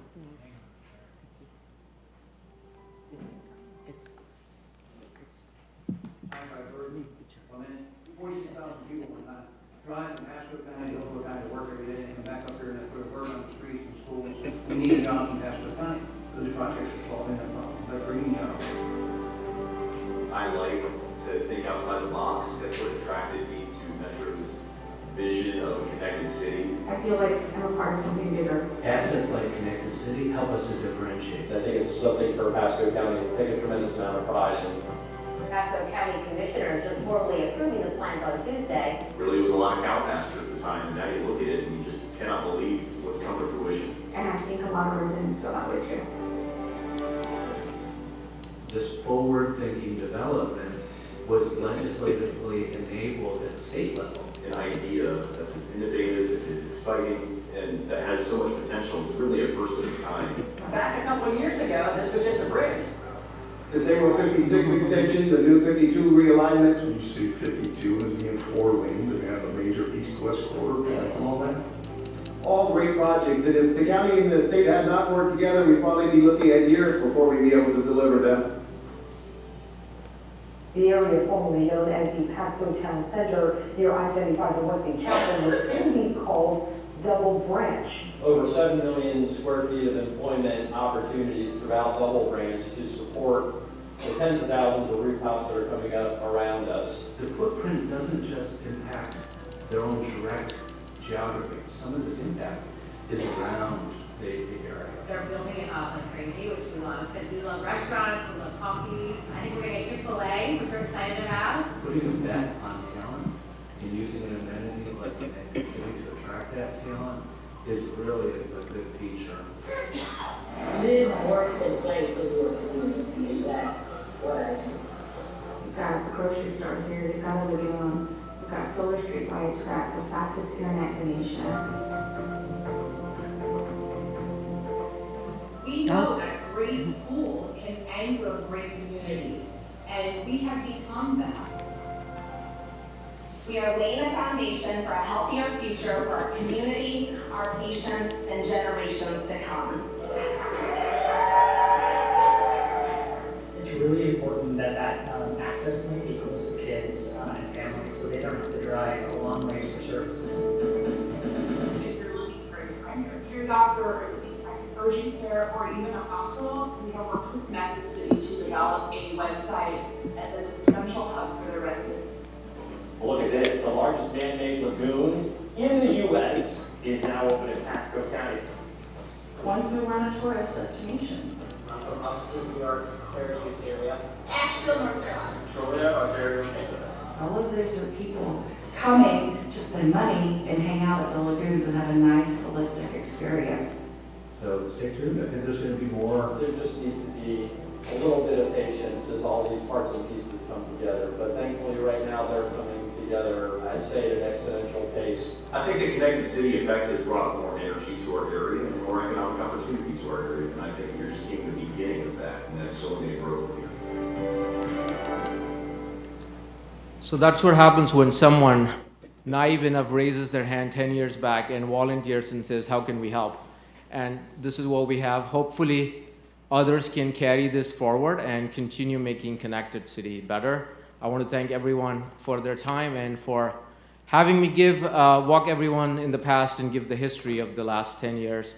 And hopefully the next 40 are going to be more exciting. So thank you, David. Madam Chair?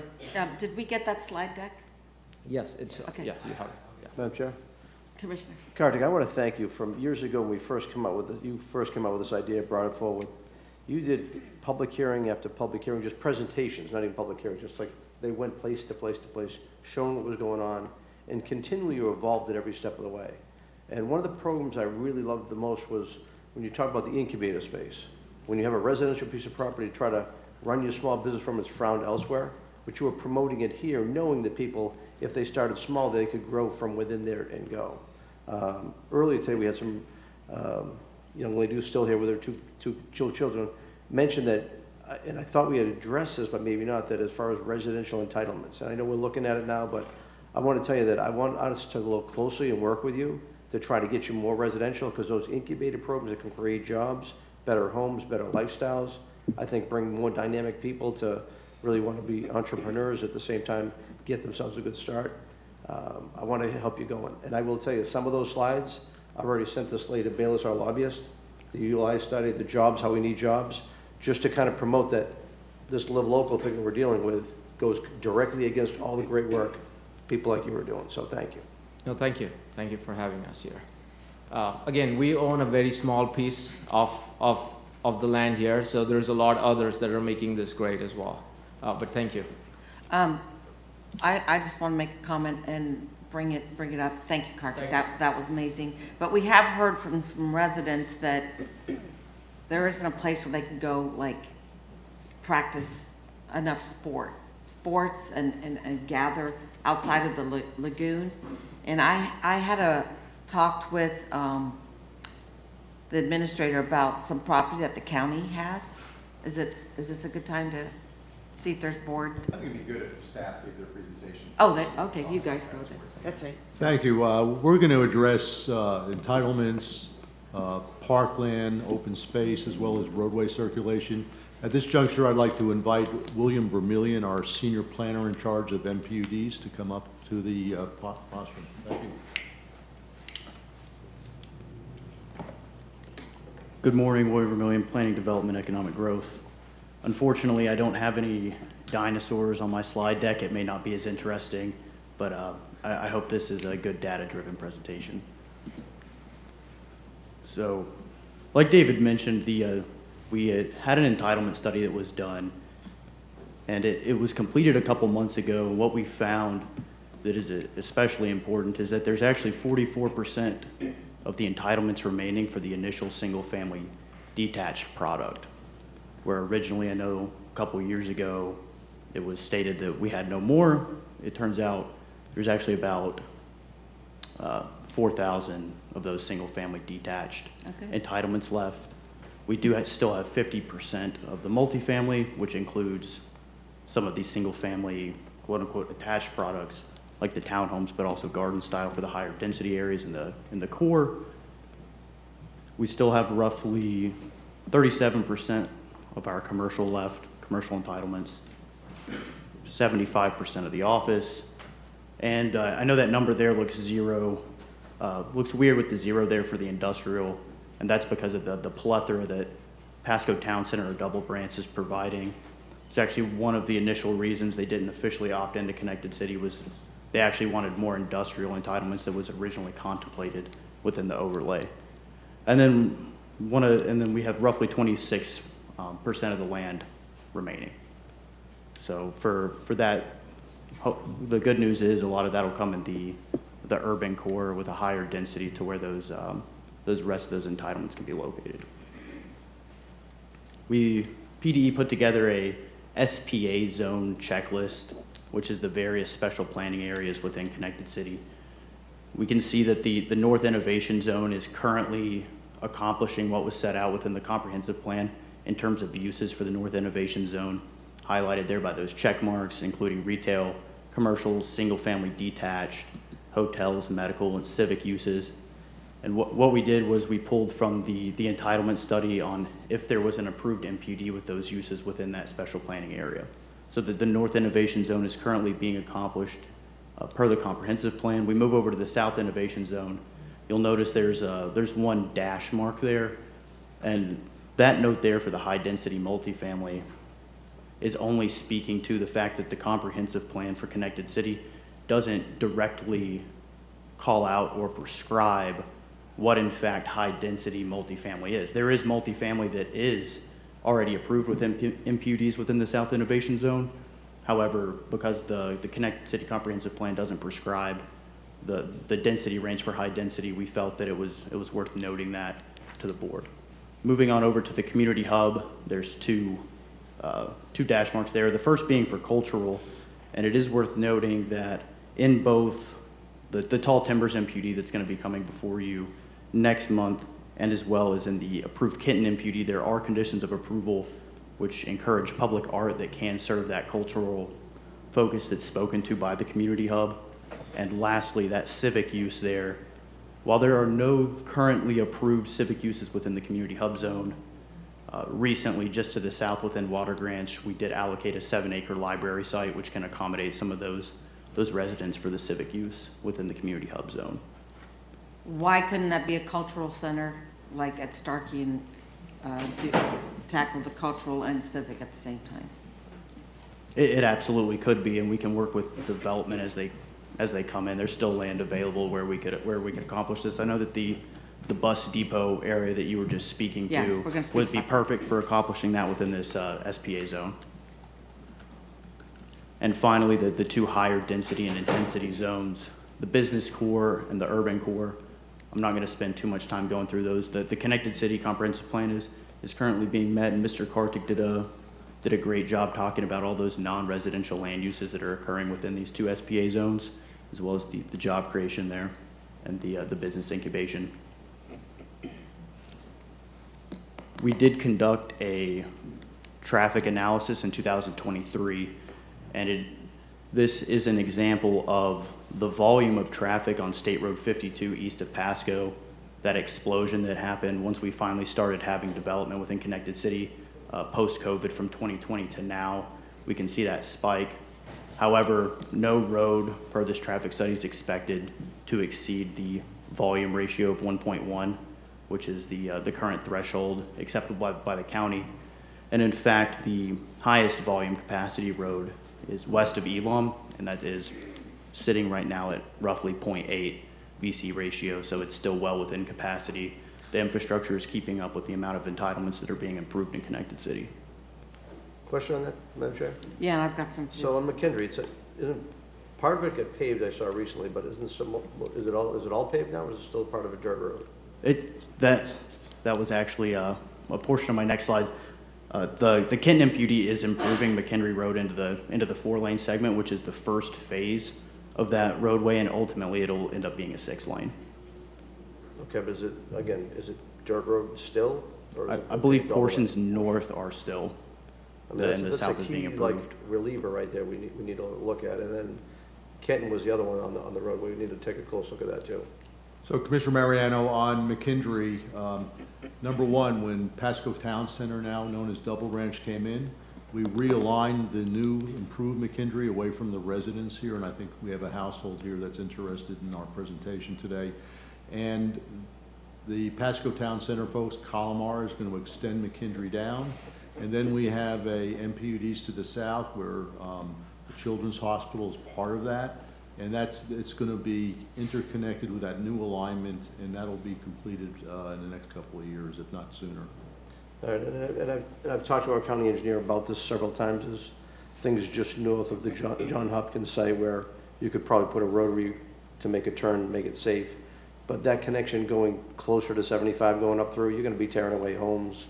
You're going to have to go through eminent domain. I hope we're looking at shifting that to the side. I don't know if we ever have made that shift. Well, we have made room to realign McKendree Road away from the existing residents in their homes, and that was part of the double branch MPUD.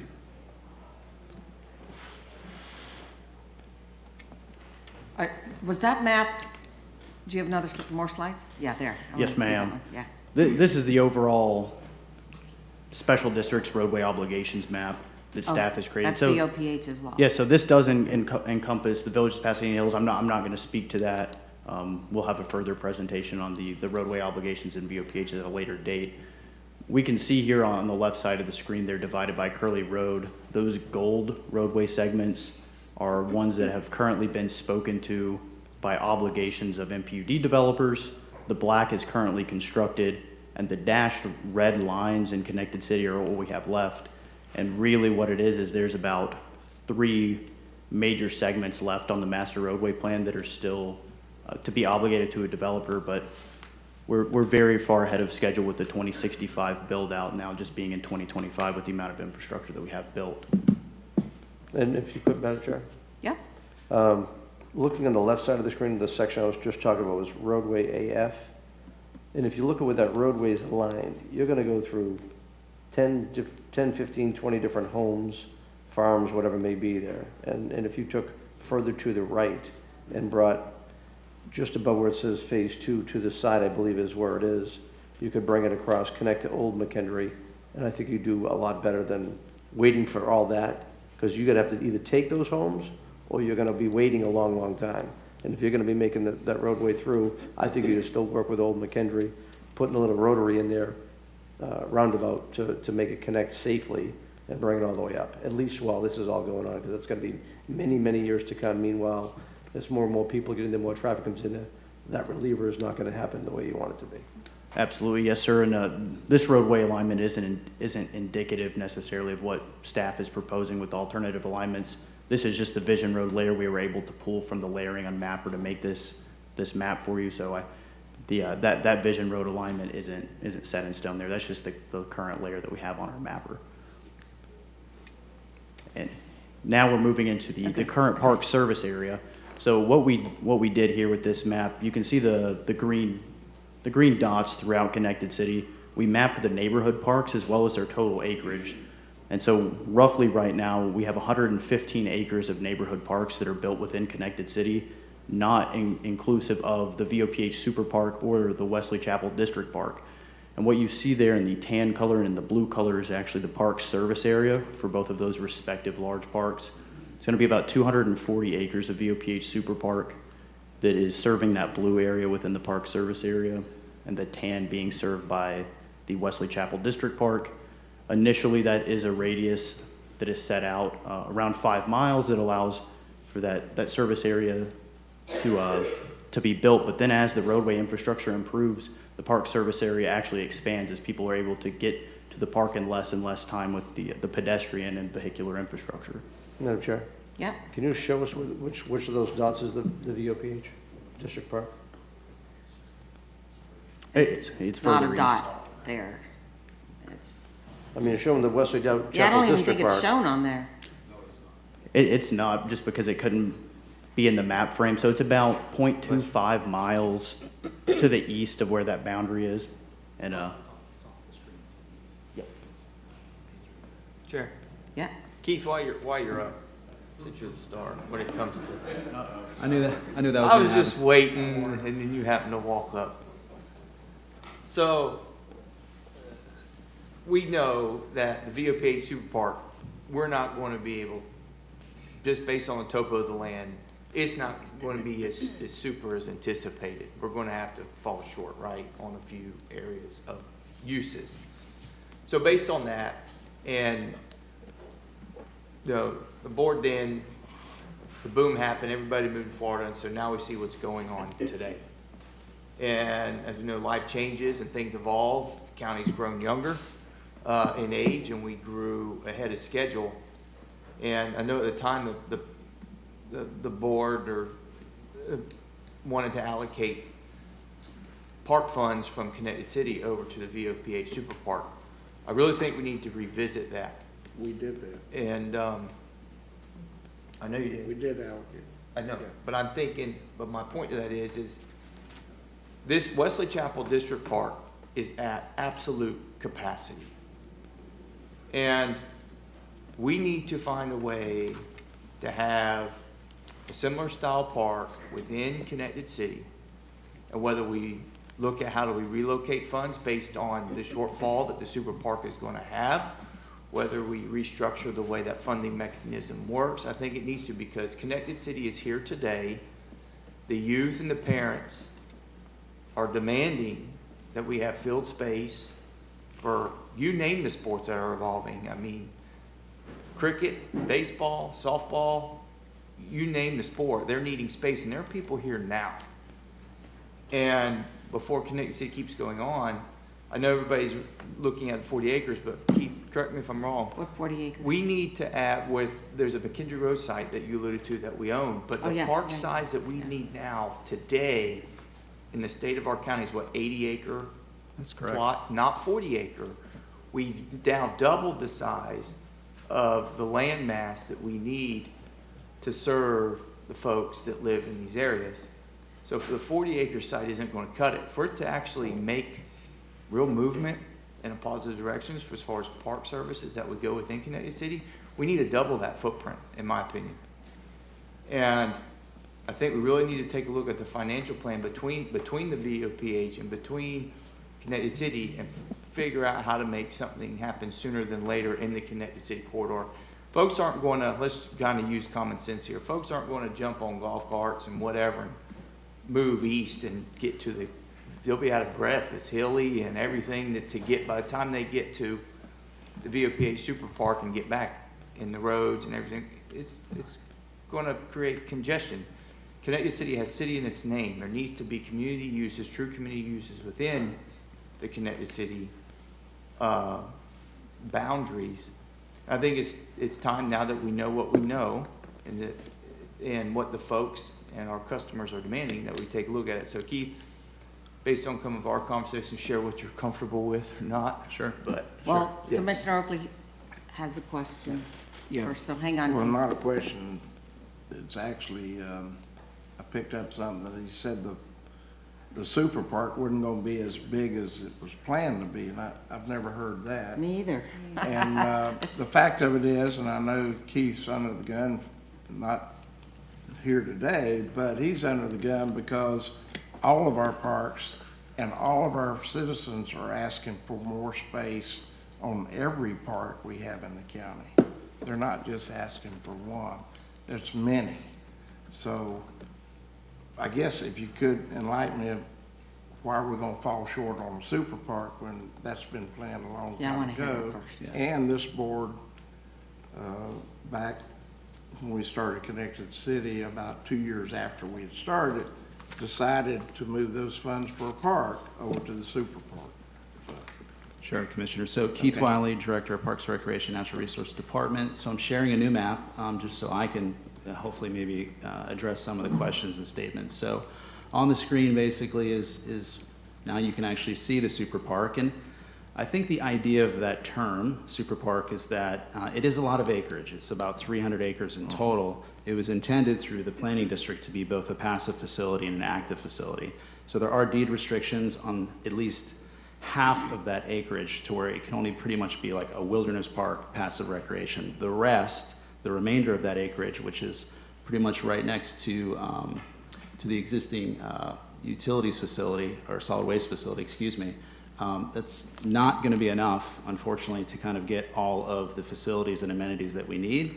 And it's mostly, to Commissioner Waitman's point, site conditions. We're probably going to spend more money in retaining walls to actually get the facility up, but we just started that process. So that, in fact, is that location. The good news is that we are actually moving forward with design. Can I ask you, where is this waste, whatever you were saying, I don't know what that is. Transfer station. Where?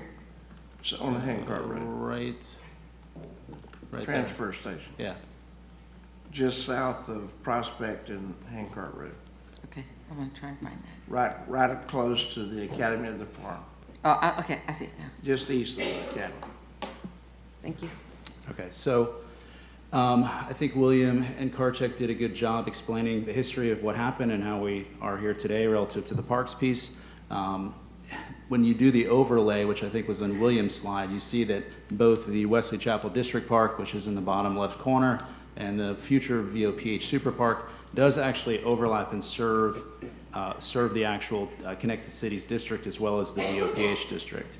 For a point of clarification, when the Connected Cities pilot was presented, it did trigger a parks concurrency requirement at the time.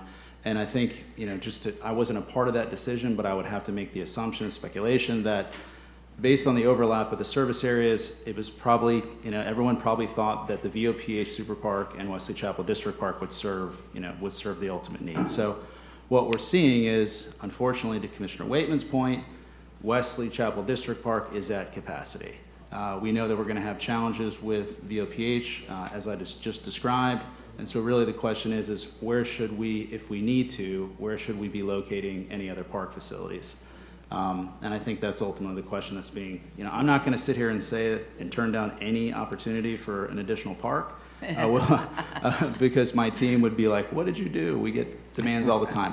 What I will say is that the impact fee study that was approved came with a very specific capital plan, of which this project or any contemplation of a park project here was not included. The ordinance was written, and I know David Goldstein's in the audience, he can maybe articulate this. The ordinance was written to allow the BCC the ability to swap projects off the list, but it's a one-for-one swap. So if the board chose to decide that they feel like a district park, because a community park really doesn't get it done, an additional district park is needed, the board has the ability to do that. We would just have to decide which project in the 21 projects identified in the capital plan would be removed in place of this. Yeah, there you So go. there's a willingness, Yeah. obviously, to do Jack, whatever. then me. Yeah, whatever the board directs us to do. Thank you, Madam Okay, Chair. Jack. Keith, as the VOPH, as you mentioned, you get bound by some restrictions, wetlands, et cetera, et cetera. With that said, part of the penny for Pasco money, for ELAMP money, was designed to like use lands like that. And you've got Yes. flexibility to actually use funds to actually go build things in ELAMP type properties. I'd like you to take a look at it and consider bringing it back to something. How much of that land could you use for that type of process? Supplement that funding, and then maybe redirect that funding that was into the park, and then shift it over somewhere, maybe additionally to Wesley Chapel Park, maybe a smaller park that can be more Well, centrally focused, that could take some of the stress That's what I wanna off talk Wesley about. Chapel. That handcart area is so far away. I think you need to look internally to connected cities in that area to try to put something in Well, that Jack, area. look at that little orange square, the McKendree site. Yeah, Let's talk about that one. okay. This one right here? Isn't that the county site Yeah. property? Yes. Yeah. Yes, that's correct. Okay. You I want me to you talk? Yeah. Well, Or So, somewhat. to be clear, I haven't had any discussions about. Okay. All we've done is gone through the analysis of what currently Can we exists pull and that why up? it exists. Let's pull up that property. And this is next to the Tall Timbers project, if you remember that. Well, I don't know if it came here or I listened to it on the planning commission. I get some of those mixed up sometimes. How big is the parcel? So Well, we, the 40 acres you're looking at is where we plan to put maintenance for the east side of Pasco. Yeah, that's correct, Commissioner Oakley. So Tall Timbers is to the east, to the west is can we the get, to a is different the map? bus maintenance facility, and just south of that is land owned by Pasco County Utilities, which is vacant at the moment. Right, so my thought is to either swap with Tall Timbers, our 40 acres, and put a park on the property you're gonna see from Tall Timbers. You know, I'm sorry they're coming forward because I would like to have had this kind of deal worked out already, but Tall Timbers is coming in, see where our bus depot is? Which I don't know why we put a bus depot there. Should have been on, I don't think that was a great location. But to the right is Tall Timbers. It's got a lake in the middle of it. And now what happened? It's right adjacent, just now. Okay, can you go back where you were? You had it just right. Okay. No. That, to the right, that's Tall Timbers where the arrow is. Rectangular piece right under the bus depot and maintenance facility, that's it. That piece and the piece below that are owned by Pasco County. I've talked with Keith, I talked with Mike, we can fit ball fields in there. We can't fit a whole super park, right?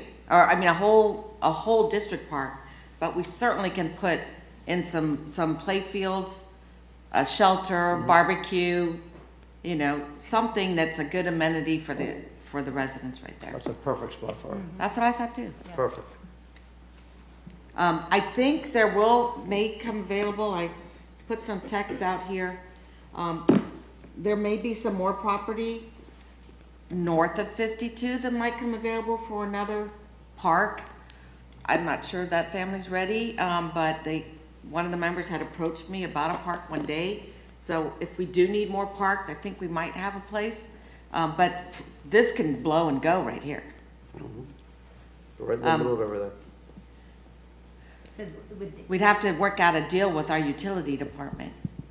Well, correct, yeah, the funds would need to be made whole, Yeah. that part's on our piece, but I mean, as far as negotiating with another third party on a land swap, I mean, I guess, is that something? I'm not the attorney, but, I would ask Keith, which site is better?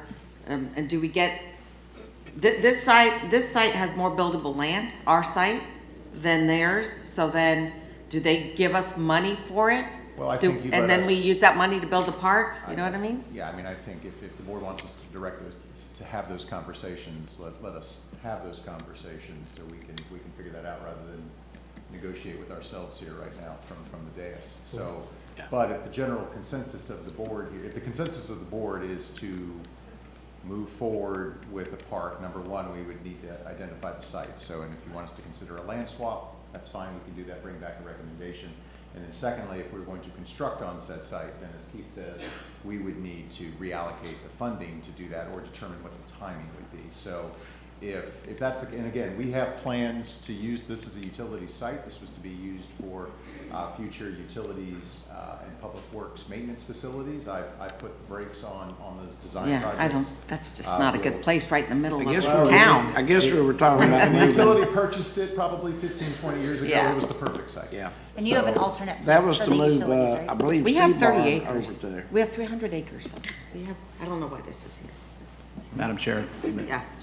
if I can to add on to what Mr. Carballo just said, the Parks Master Plan was done over 10 years ago. What I would recommend, in addition to what Mike just said, is give us an opportunity to do another analysis looking northward, and maybe there, depending on future MPUDs coming online that we did not take into consideration on the master planning effort, maybe there is another place that we need to be looking for the land that serves a greater area in that area of the county. So I think we could do that rather quickly. It's not something that would take a long Rather time. than use this spot?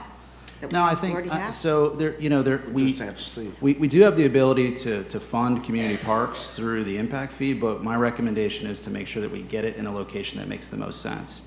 Logistically, it just becomes a maintenance and operational challenge if you have multiple areas in one service area. I think what Keith's saying is he'd like to optimize the piece. Right now, that's the piece we have, and obviously that's In a good location. There's a strong argument to Yeah. make to Kids to can cite ride their something, bikes but I agree. I think making sure that it's an optimal decision, or at least we can go eyes wide open and make the right decision is the best way to move forward. Madam Chair? Commissioner I Mariano. mean, I'm glad you brought this site up. I think it's actually right in the dead center of this Yes, whole it thing, is. this whole population, where everyone's talking about Yeah. golf cart, golf cart, golf cart. That's right.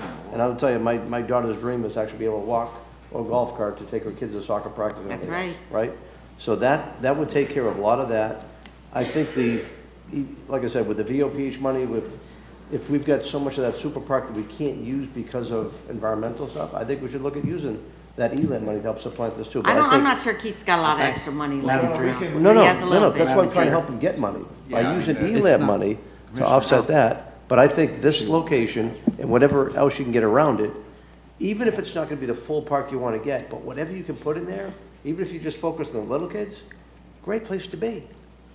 Commissioner Opie. Well, I understand what you're saying about the center, but this is in District 1, and I would like to give them time to choose the very best spot that goes in District 1 to help Connected City in this issue about another park. Now, is this a community park? Or are we talking about a Starkey Regional Park? I think that's why I'm 'Cause asking. you don't have the it's- money for that. Well, so technically, yeah, we don't have the money in the capital plan to add another major project. Right. You'd have to do a swap. To Commissioner Mariano's point, the penny allocation does talk about a certain percentage of proceeds that could be used for natural resources facilities. To be clear, this is not really and this is going to sound kind of hilarious considering I'm usually in front of you talking about needing money, but that's more from the maintenance side. From the capital side, it's not a money issue, it's the right location issue. And if the needs analysis says we do something like Commissioner Mariano says, we drop some smaller amenities in one location and we do something else to the north, that's fine. What I'm recommending is just the time to do that analysis. So Tall Timbers is coming to us. Can we ask them to hold off? We can have a conversation. I think the policy direction of the board at this point is, look, we want a park, some form of a park within the connected city.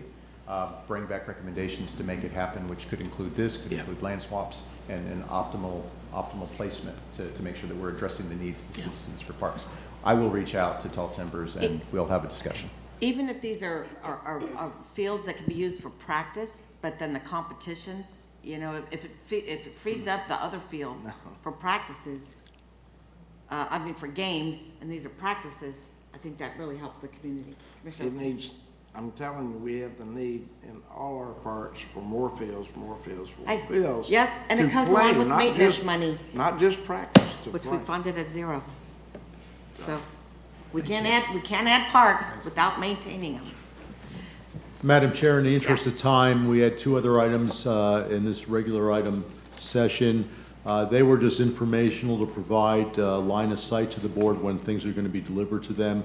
We could do that after lunch, or I could give you just a brief overview now. I can go another 15 minutes. Can everyone else? Okay. Yeah, well, Move it'll on. only take that time. So the Yeah. next item is Pasco 2050, and I'd like to invite Hyatt Mazzilli up here, our lead senior planner for the comp plan. Thank you. Good discussion, guys. Good afternoon, everyone. So this portion of the presentation is a brief status update about the Pasco 2050 Comprehensive Plan update. I wanted to walk you quickly through the scope of the Pasco 2050 projects, but for the interest of time, I'll just quickly let you know that in 2023, we have done the vision phase of the comprehensive plan process. In year 4 of the process is the 2024, and this is when we start reviewing and revising the elements of the comprehensive plan. And now we are in year 2025, which is year 5 of the update, and this year is the adoption of the plan. This slide highlights the how we restructured and reformatted the existing elements of the comprehensive plan. On the left side, you see the existing elements, and on the right side, you see how we rebranded the elements into chapters that captured the spirit and the focus of the existing element. So for example, Pasco Lives is the housing element. Pasco Partners consolidates the intergovernmental coordination and the public schools facilities element. Pasco Grows consolidates future land use element and the property rights element. And Pasco Specializes brings VOPH, Connected City, and Project Arthur under one roof. And this is a look at what's ahead as we complete the Pasco 2050 Comprehensive Plan update. We are finalizing the GOPs right now, along with the updated map series. We anticipate to have workshops with the LPA and the BOCC in May, June time period. Okay. And now I'll hand it over to Mr. Pitos for Pasadena Hills update. Thank you. In Pasco 2050, it's our objective not only to interface with the board, but also have stakeholder engagement to kind of wrap up our public interaction with us, showing them the proposed plan after all those initial workshops. Next is Nectario Pitos. Go ahead. Before you go, Yes, can you ma'am. go back? You Go ahead, slide back, please, to the. well, I think you skipped a connected city slide. Did I see? I don't believe we did, ma'am. What was the one with the green lines? What was that slide at the end of, before this one? What was before that one and before that one? No? Oh, that was just the service area park No. that we used. No, not we that didn't- one. We didn't, we've got everything. You're going the I wrong was- way. There were 2 slides that were, was that a trail slide? Well, if there was so We many sh- green lines, that could have just been an artifact from our review of the EIS. That's the only thing I can think of. Okay, well, I want to see that under commissioner items. I want to see that. Yeah, well, That one with the well, that trails. deck's available to the I want to see how board. the trails connect to each other Oh, in okay. connected city. Sure. So Nectarios Pitos, our planning service director, he's focusing on 2 of our special projects. We have a lot of special projects, but these 2 in particular are important. One is reevaluating the VOPH business plan that's underway, and also our mobility impact fee study. So I'm going to turn it over to Terry now. Thank you. Thank you, David. Thank you, Madam Chair. Nectario Pitos, Planning Development Economic Growth. So part of the Villages of Pasadena Hills, as part of their enabling documents, includes the VOPH financial plan, which was one of the founding documents, first originated back in 2008-9 timeframe. Over the years, that document has been updated a few times. Most recently, the last update was in October of 2022. This January, that just passed, the Board of County Commissioners commenced the first public sector assessment of the financial plan for VOPH in January of 2025. All of the previous financial plan assessments and updates that occurred were mostly funded by the property owners group in the Villages of Pasadena Hills. In this case, this is the county assessing and updating the financial plan using VOPH dollars that have been collected through the Development Administration review fees. And the methodology that we're going to be using in the financial plan update, or the financial plan assessment, excuse me, is the same sort of methodology that we're going to be using in the mobility fee update study. Basically, we're going to look at identifying land use quantities, that is densities and intensities, the proposed versus the actual that's getting built in the villages of Pasadena Hills, and we're going to be looking at an assessment of the master roadway plan for VOPH to identify infrastructure demands, basically the volume capacity ratio versus design, and what can we potentially do at that point. The financial plan assessment will deliver some recommendations and some ideas on what we can do policy-wise going forward. Those can include things like answering the question, should we increase density in VOPH? Should we decrease density, intensity in VOPH? Should we establish minimums and maximums? Should we change the master roadway plan assumptions and reduce right-of-way and infrastructure requirements? Those are some of the questions that we're seeking answers to as part of the VOPH financial plan assessment. Are you wanting us to have a discussion now? No, this is just a brief overview, just to give you a sense of what's going to be coming to you. Because I have some ideas. I have the Gantt chart here. Always. Right now, we're in the data and analysis phase of the VOPH financial plan assessment. We're going to be entering into some policy synthesis discussions with our consultant, and hopefully bringing this forward to the local planning agency and probably the VOPH planning and policy committee in the June timeframe, with a final report to the BCC in the July timeframe. Having said that, I mentioned mobility fee update study. This sort of goes together. Yeah. Can we just do it in the afternoon? Terry's going to be here anyway. Yeah, Well, it's a real quick. I have more questions on Connected City and. Yeah, I have a few more on Connected City too. It's like 12:10. Yeah, we'll do He's going to be here in the afternoon anyway, Yeah. so we can. And do this David, after you're the going to be public in the hearing. afternoon too, right? Okay, yeah, sorry, we'll pause you. Yes, sir. Thank you. Yes, ma'am.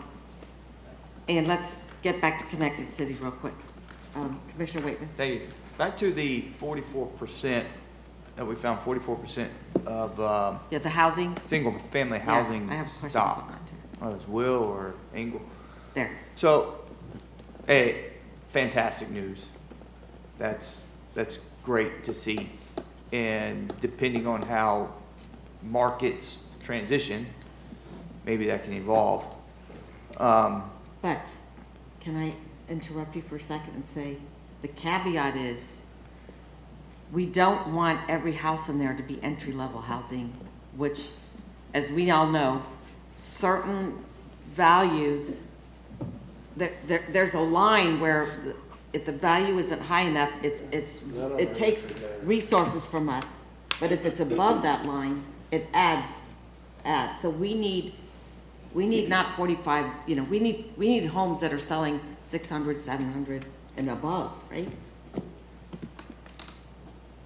I'll let you manage that piece. Okay. Keep going in the direction I was going. Okay. Thank you, I ma'am. got a note here, so I don't forget it. Thank you, ma'am. So when it comes to the planning, right, how we're making decisions on the projects that come in, now that we know there's 44% remaining of the single-family housing stock, 50% of the multifamily stock is left. So as we make our decisions, I think knowing this information now, I think within your planning group, projects have the opportunity to change or evolve or become more creative in what we approve on whatever scale of the product line that we see.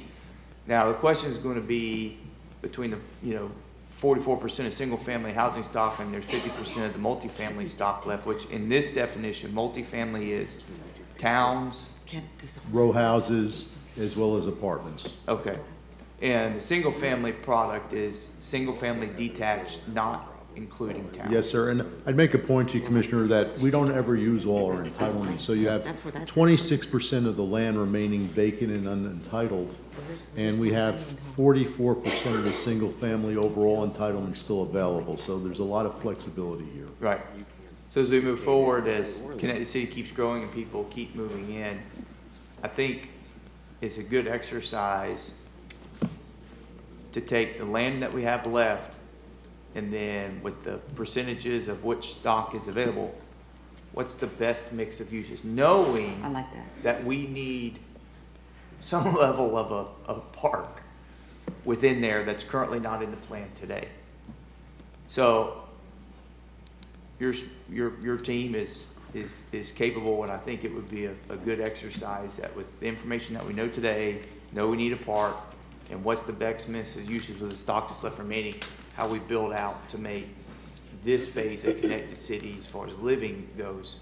You know, I think it changes the game a little bit. It ups the ante, and it allows us to push what's left in a you know, keep going in a good direction. So I absolutely understand, Commissioner, and I think that paraphrase the direction from the board is that we'd like to look at the 26% remaining and look at the entitlements there and come up with a creative application in that remaining space. We will do so, sir. And I don't know the price levels of homes in there, but I want to be sure that we're not doing entry-level everything, but that we have that higher end home too, which helps. I don't think you'll find entry-level housing in the Connected City. It's Lennar and DR. If you think it's 3 and 4 and 500,000. That's what Lennar and DR do. I got news Maybe for I'm you. wrong, but. That's not good entry level for people on the east side of Pasco. Well, I'm not saying affordable. Because housing is barely affordable for anyone, but I do think they need some workforce housing in there. Oh, Yeah. I don't know necessarily in there, but somewhere on the east side, we need some affordable housing. Yeah. So, Madam Chair, from the standpoint of provision of executive housing here in the county, we have a number of very attractive opportunities for executive housing. 4G Ranch. Yes, exactly. On Bellamy Brothers, we just approved 5-acre platted large project. And this afternoon, we have estate residential before the board with another substantial estate-based executive project. So we are bringing those in now. Is there any executive space in Connected City? Not that I know of, ma'am. Madam Chair? Yeah. So one of the things that was, as I talked about with the incubator projects, where people would have like nice big homes, be able to run their business out of it, or start small and grow. So I think you're on the money. The estate residential type home is something we want to see. You want to see the high-end people. Those are the executives. They want to have those executives' homes. That's where they come and they bring their business and bring everything else around it. They got to have a place in here. Gotta be some. To make it go. There's gotta be some. It's got to be some. Yeah. So I think we should take a closer look at that. I think the multifamily home and row homes should be separated out from the apartments. And if you say we're not going to use all the density, all the land around the edge of the farms, et cetera, can be used for that. But again, the apartment is not affordable housing. They don't charge. When they charge $2,500, it's a luxury. Yeah, workforce and right now, different. right now with what we're dealing with Live Local, I think now's the time to change all this if we can, to minimize how many apartments can actually be there.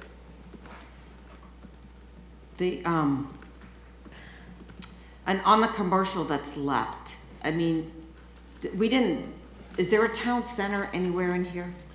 Well, yes, there is, ma'am. In the urban core area and the employment center for Executive City, Double Branch, that's hundreds of thousands of square feet of retail, commercial destination. Is it gonna be laid out as a place, as a town center? You know what, a place where people wanna go at night, on Saturday night? Yes, ma'am. You know? There is a placemaking destination, and if you recall, the early rendering in our presentation was actually from the Pasco Town Center. It's going to be a walkable, mixed-use retail destination node. There'll be restaurants, there'll be plazas, gathering points for the public, and other types of retail opportunities. Okay, I think that's important. That's really, I think that Wiregrass is going down that route as well with some of the new stuff that JD is doing, so we'll. That's correct. Over at Overpass Road, there's a town center going in there that's walkable, accessible to the entire community. Commissioner Oakley and I were out there about a month ago doing an inspection of that. The last thing, I wanted to see how the trail, someone put a GIS up there. I wanted to see how the trails connect to each other when we talk about walkable. So what was that map that was up there? Okay, so that's the trail walking path. So see, this is a concern to me because unless, in Kartik, I think maybe I showed you this and there's a lot missing from here. Maybe, and I'm not talking about sidewalks now, I'm talking about multi-use paths. So if there's a better map than this, I'd like to see it, because this is not connected. So, I'm concerned on this part. Yeah, I'm concerned.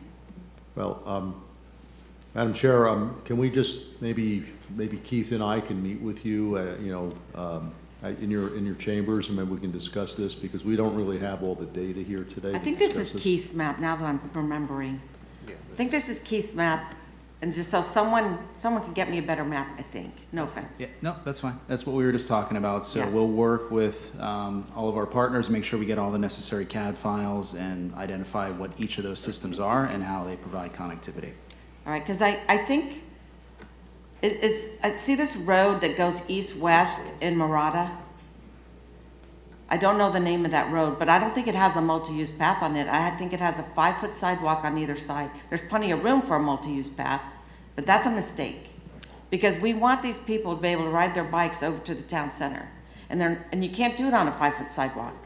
People you have to go into the grass if there's someone else on it. I mean, you just can't do it, it's not safe. Yeah. So I we're think gonna it's have to fix that one. Madam Chair, I think it's like a nomenclature thing and a naming thing. So I think there's a lot more trail opportunities here that we just need to make sure we put them all on a map so we can talk about what they are. Okay, but for sure, that east-west road, and I don't know what that black road is coming down, but I think that's the main entrance to Murata. That east-west road must have a multi-use path on it. And especially if that's how people are getting to downtown, not in their car. Right? Okay, all right, I think we're done. All right, thanks, everybody. We'll break for lunch.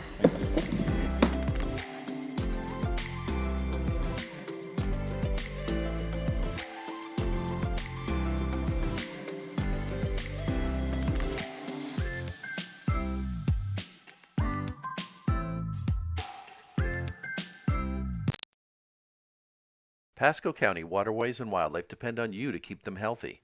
Excess fertilizer, grass clippings, trash, oils, and pet waste wash into gutters and storm drains when it rains.